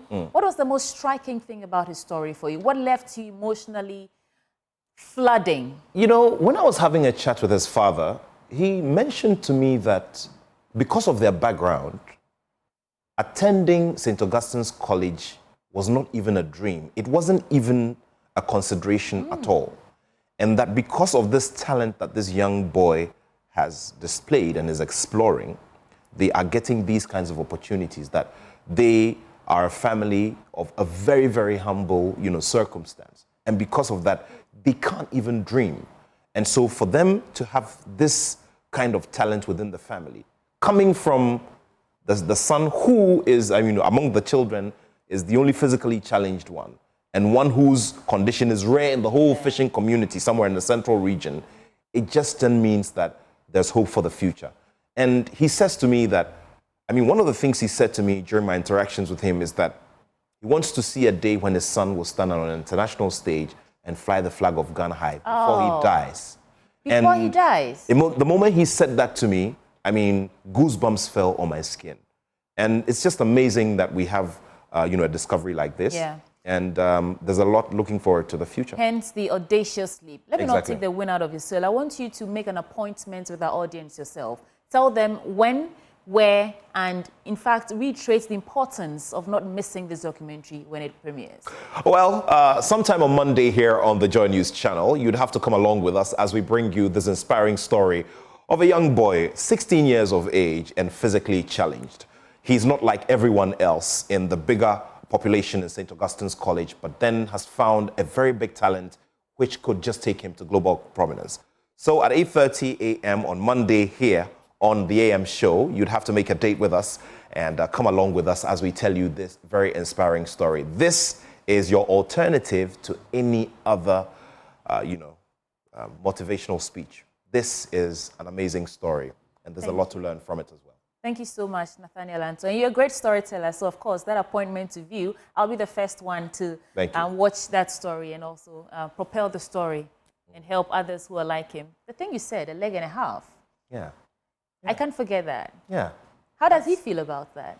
Well, he obviously, if you're not like everybody else, there are a lot of things that play in your mind. Your confidence levels and all are not up to everybody else's standard. And so because of that, there are issues of wanting to lay back, wanting to be in the background all the time, not having the confidence to make friends, to interact with your classmates and all of that. So there are many challenges when you have children who have physical challenges such as these. And this is one that is going to reach out to many of them in various parts of the country and other parts of the world as well, so they can look beyond what the physical outlook is and dig deep within them and bring out that big element of greatness. Nathaniel Atto, thank you so much for telling the story of Gilbert Ampia. Make a date on Monday and don't miss it. Nathaniel Atto is Joy Sports Editor, Event and Thought Leadership. Thank you for coming. Thank you. Second stay, Noella Karim. Well, before we go, I'm in a rush because I know you're waiting for E-Corner. So am I. And so right after this break, Noella comes your way with E-Corner.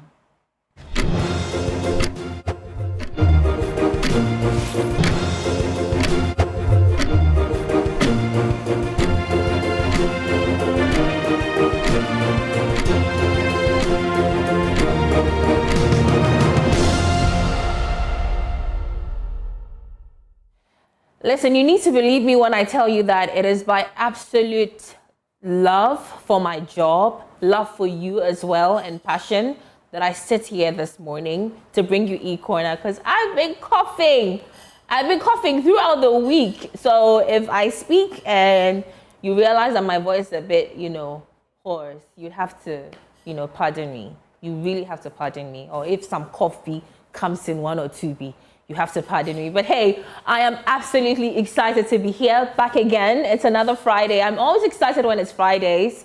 I'm wishing that I can only work on Fridays throughout the week. It would be really fun. That way, I bring you any kind of tea you want. But anyway, don't worry. I've got you. I have every kind of tea you can imagine in terms of, stories and whatever. I have it right here on the segment for you. Of course, you're still watching the AM show, but this is E-Corner with me, Noella Carignelli. All right, so you're welcome back. This is E-Corner with me, Noella Carignelli, and I'm going to tell you beautiful stories today. I'm going to tell you from everything you need to know from the TGMAs that happened last weekend to what's been happening in terms of governance and the creative, world. I will be sharing some, details or updates, especially about the Black Star experience with you. And also something to do about Kim Promise, winning, and Stonebwoy congratulating him and him, making nothingness out of that tweet or that congratulation tweet. I'm going to give you all the inside scoop. Okay, right here on the show. So let's begin.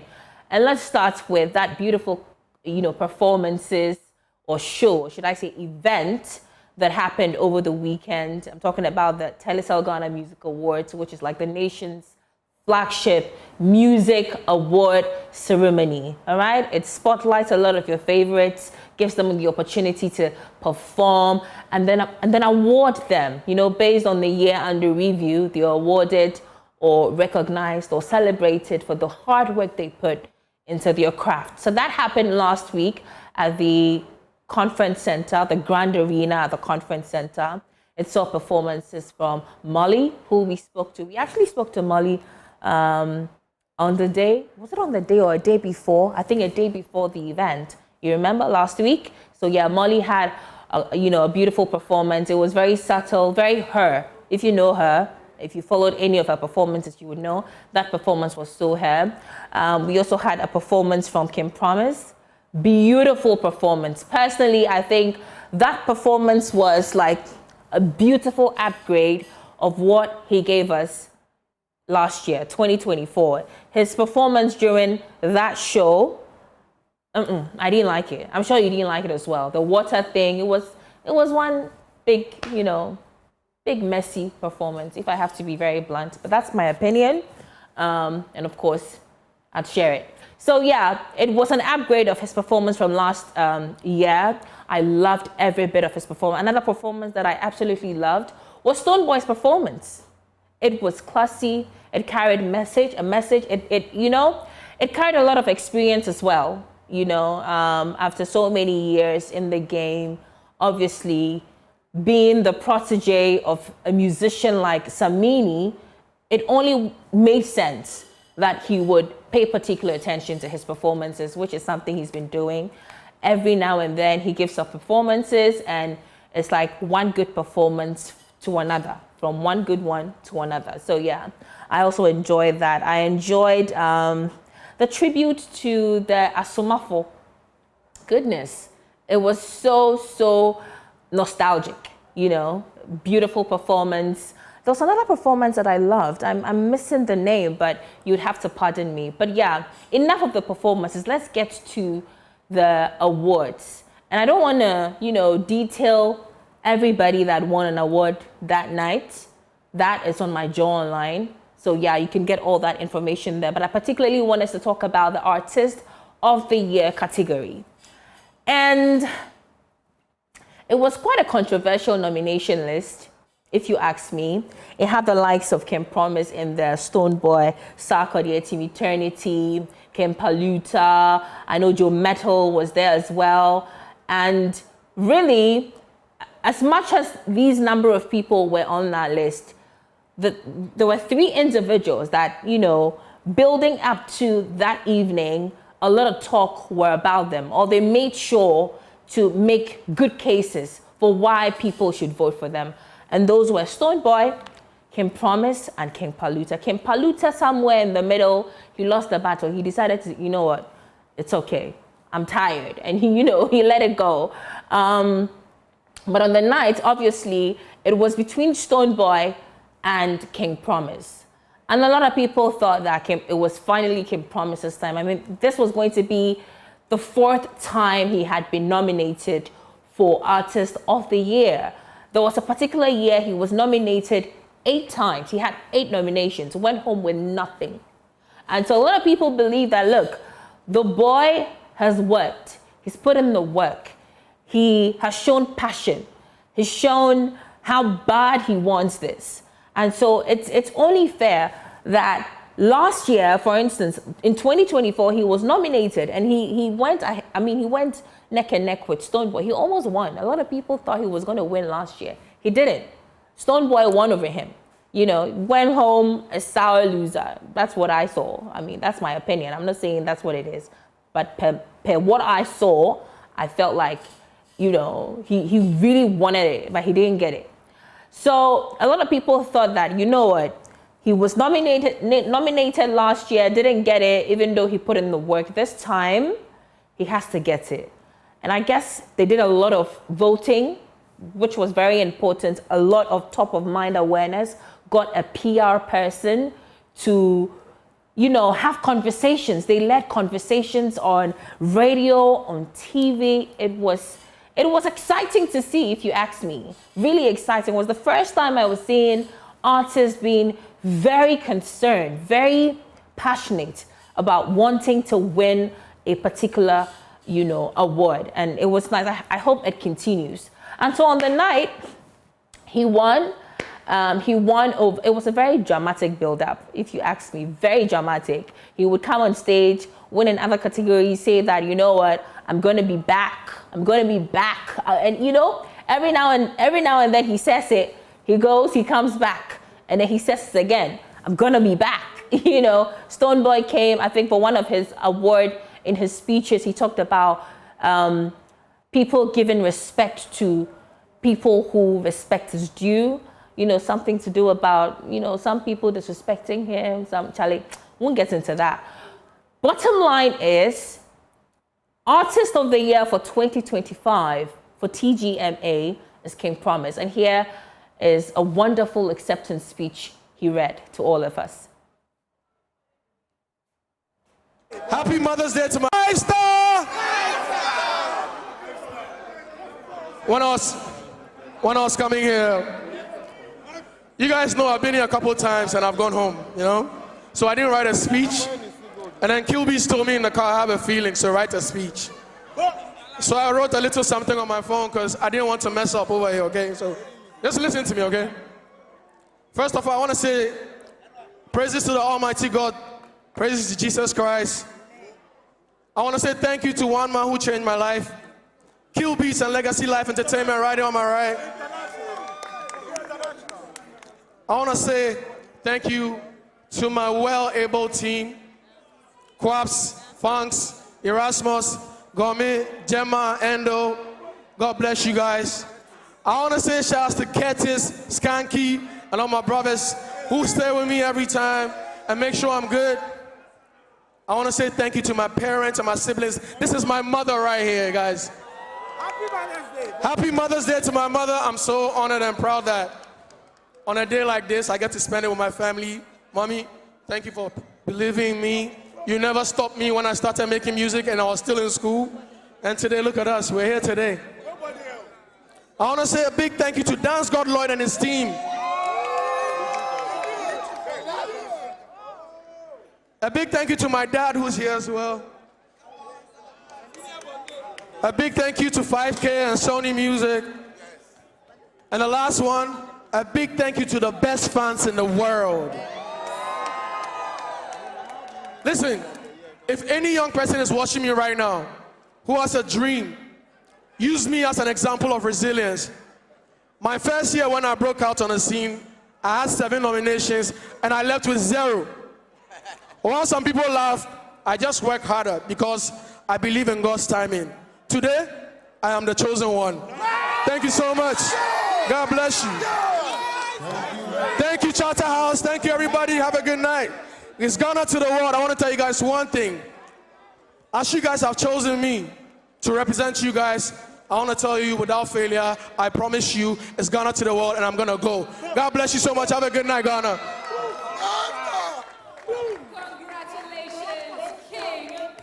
That's right.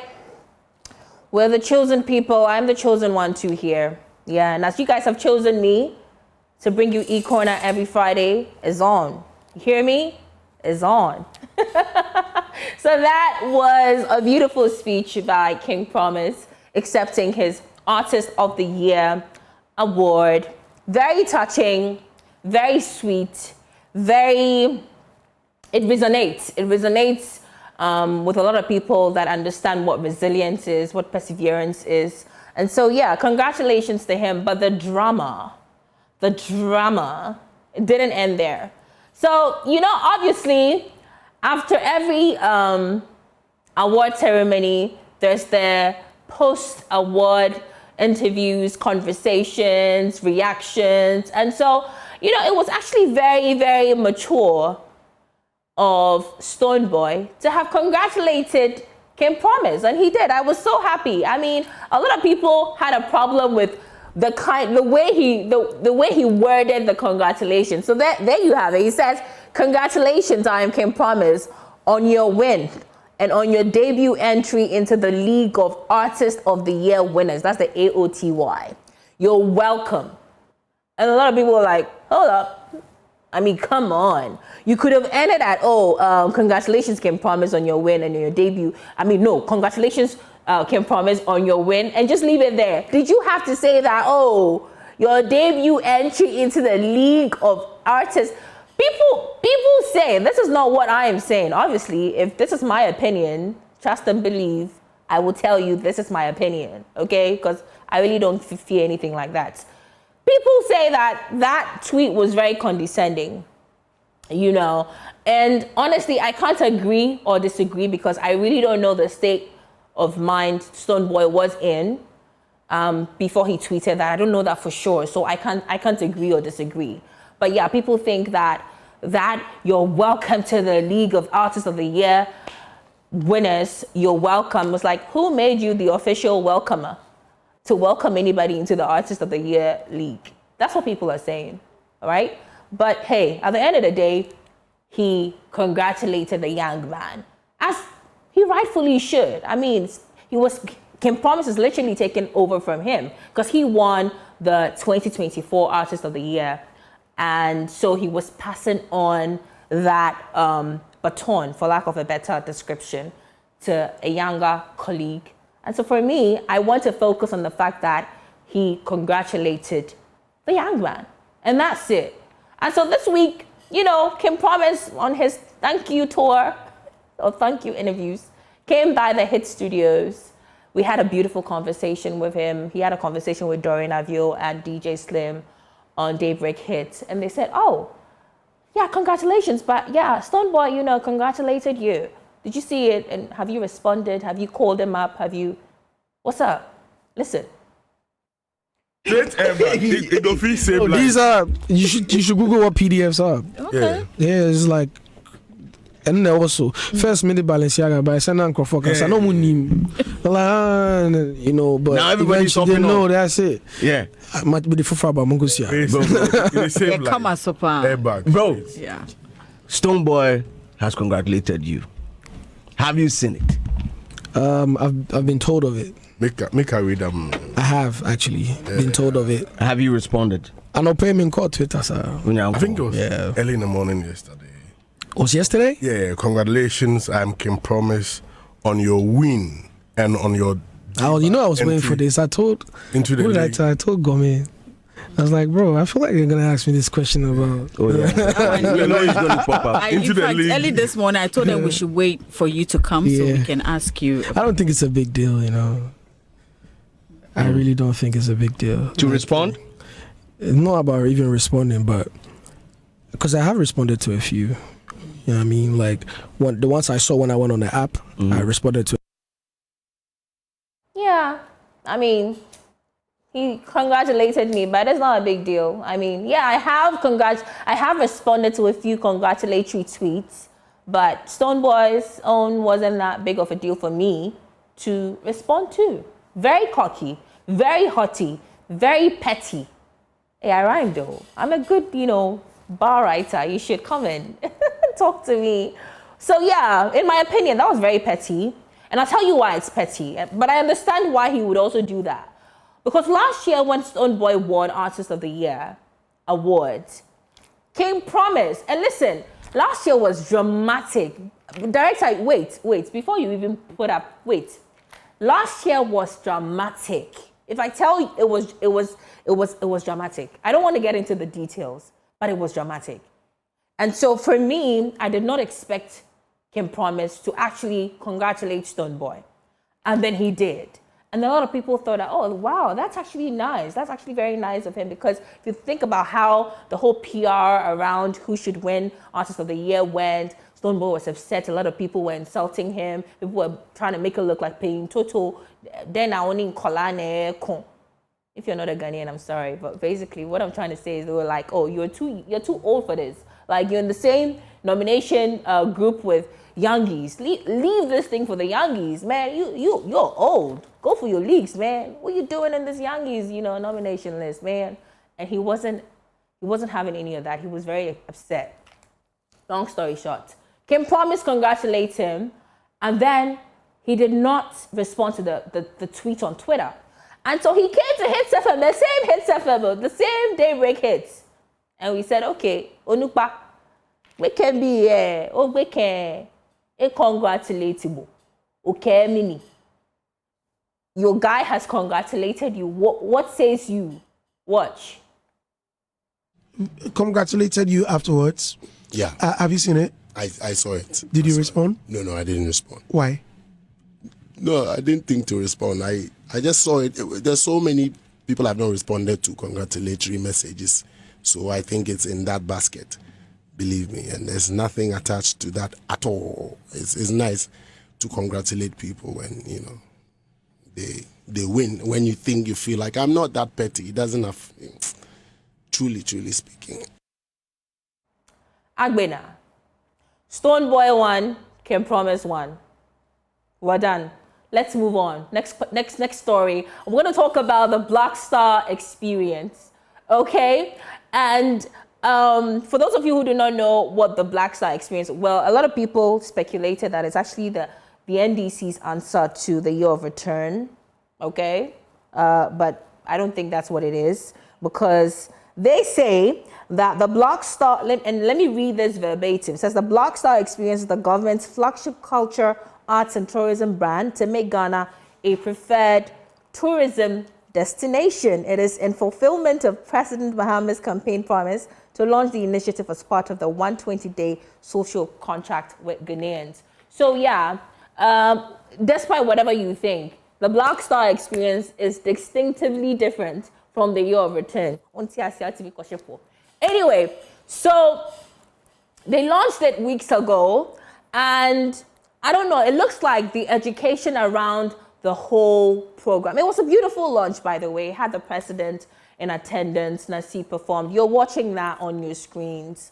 But it looks like a lot of education still has to be done about, you know, the concept, what really it encapsulates. And so the presidential staffer for the Black Star experience, the very venerable Rex Amar, was in the Joy Studios with Kwame Datsi on Showbiz A to Z, and they had a conversation around it. And he says, look, for one of the branches of the Black Star experience, they realized that when it comes to a very good resource, well-resourced record label that really records and promotes and markets, you know, the works or the releases of our artists on the international, you know, stage or level, we lack that. They realized that we lack that here in Ghana. And so they have decided to use the Black Star experience to help facilitate or amplify some of the existing record labels here in Ghana. If you need funding, they would give you the necessary support they need to give you so you can get your funding. If it means that, look, we have to use our face and get investors to come to Ghana and invest in a totally new record label, they're going to do that. I really don't want to talk so much about this because we're going to hear from the horse's own mouth. Let's listen to Rex Amar. We've done our research and we realized that the reason why Ghanaian music or Ghanaian artists get to a certain level and they are stuck is because we don't have any well-resourced record label in this country, be it personnel or funding. Because you cannot release a single in Ghana, no matter how good the music is, and you put, say, 200,000 Ghana cedis for your marketing, and another person release a song in Nigeria and put $250,000 for marketing. Obviously, your music might be the best, but his music will blow. So then it means that we need to set up one or two well-resourced record labels that have what it takes to market Ghanaian artists to that global. And so by that you mean the Secretariat is going to lead that? We will facilitate to bring private investment to do that.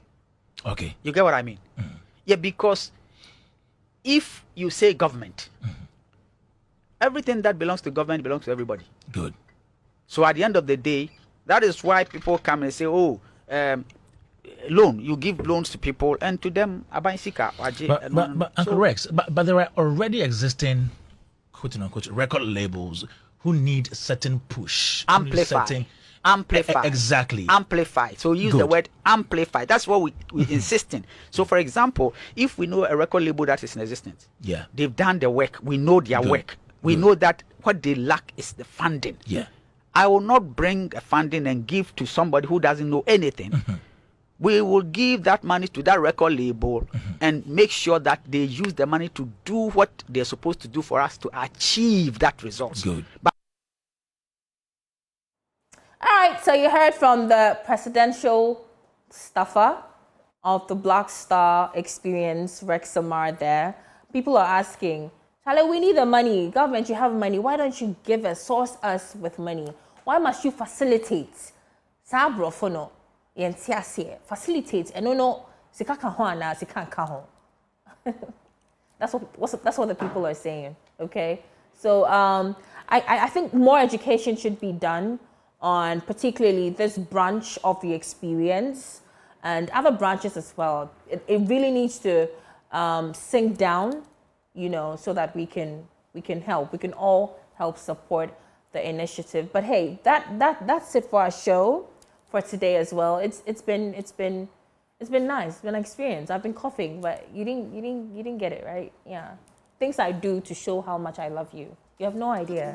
So that's it for E-Corner, guys. Next week, I'll be back on your screens with another beautiful edition of the show. Until then, as always, baby, I've been showing you. I stay fabulous every week. You have no excuse not to, okay? I'm Noella Karanyali. I'm passing it over to Sweetie and the venerable Benjamin Akapo after this break.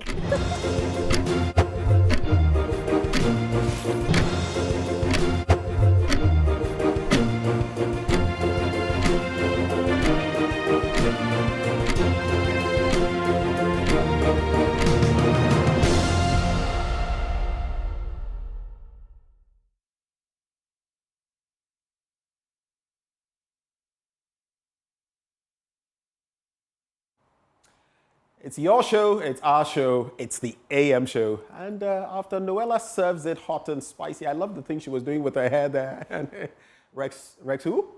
What's the person's name again? Rex Omar. Rex Omar. Yeah. Did you hear how Noella pronounced it? How did she pronounce Like Rex Omar. You know? Ben, I have a dedication. This is coming from Isaac. He's one of our crew members here. He says, happy birthday to Elder Matthias Odai of TAC Ghana, Nungwa Seaview District, men's movement leader. God richly bless your new age and make you great. Happy birthday, sir. I also have some wishes, a number of them. Happy birthday and the best of wishes from yours truly, Nelly Ajiman Jemfi, and the entire Ajiman family to you. We call you Daddy Da, Joseph Ajiman. Happy birthday to you. You're in your 90s. We pray that you cross the 100 mark. There's also Christabel Solomon, one of my favorite people. Christabel, happy birthday to you. Rhoda Miller is with the Super Morning Show team. Fantastic. Always, you know, at the sidelines, at the edges, but doing great stuff. Happy birthday to you as well. And we did this one earlier. I'm just repeating it. Mrs. Cecilia Yaba. And it's coming from your lovely sons, Eugene Kwamna, Godfred, and all your loved ones. Happy birthday to Munina. God bless you. So that's how we're wrapping the show. In fact, that's our show for the entire week. Thank you so much for staying with us. We are back on your screens on Monday. In fact, I'm back here tomorrow. This is my weekend shift. Hate it, but what can I do? All right, so I'm Sweetie Aboshi. Thank you so much. My name is Benjamin Akakpo. Joy News Desk comes up next. Do stay.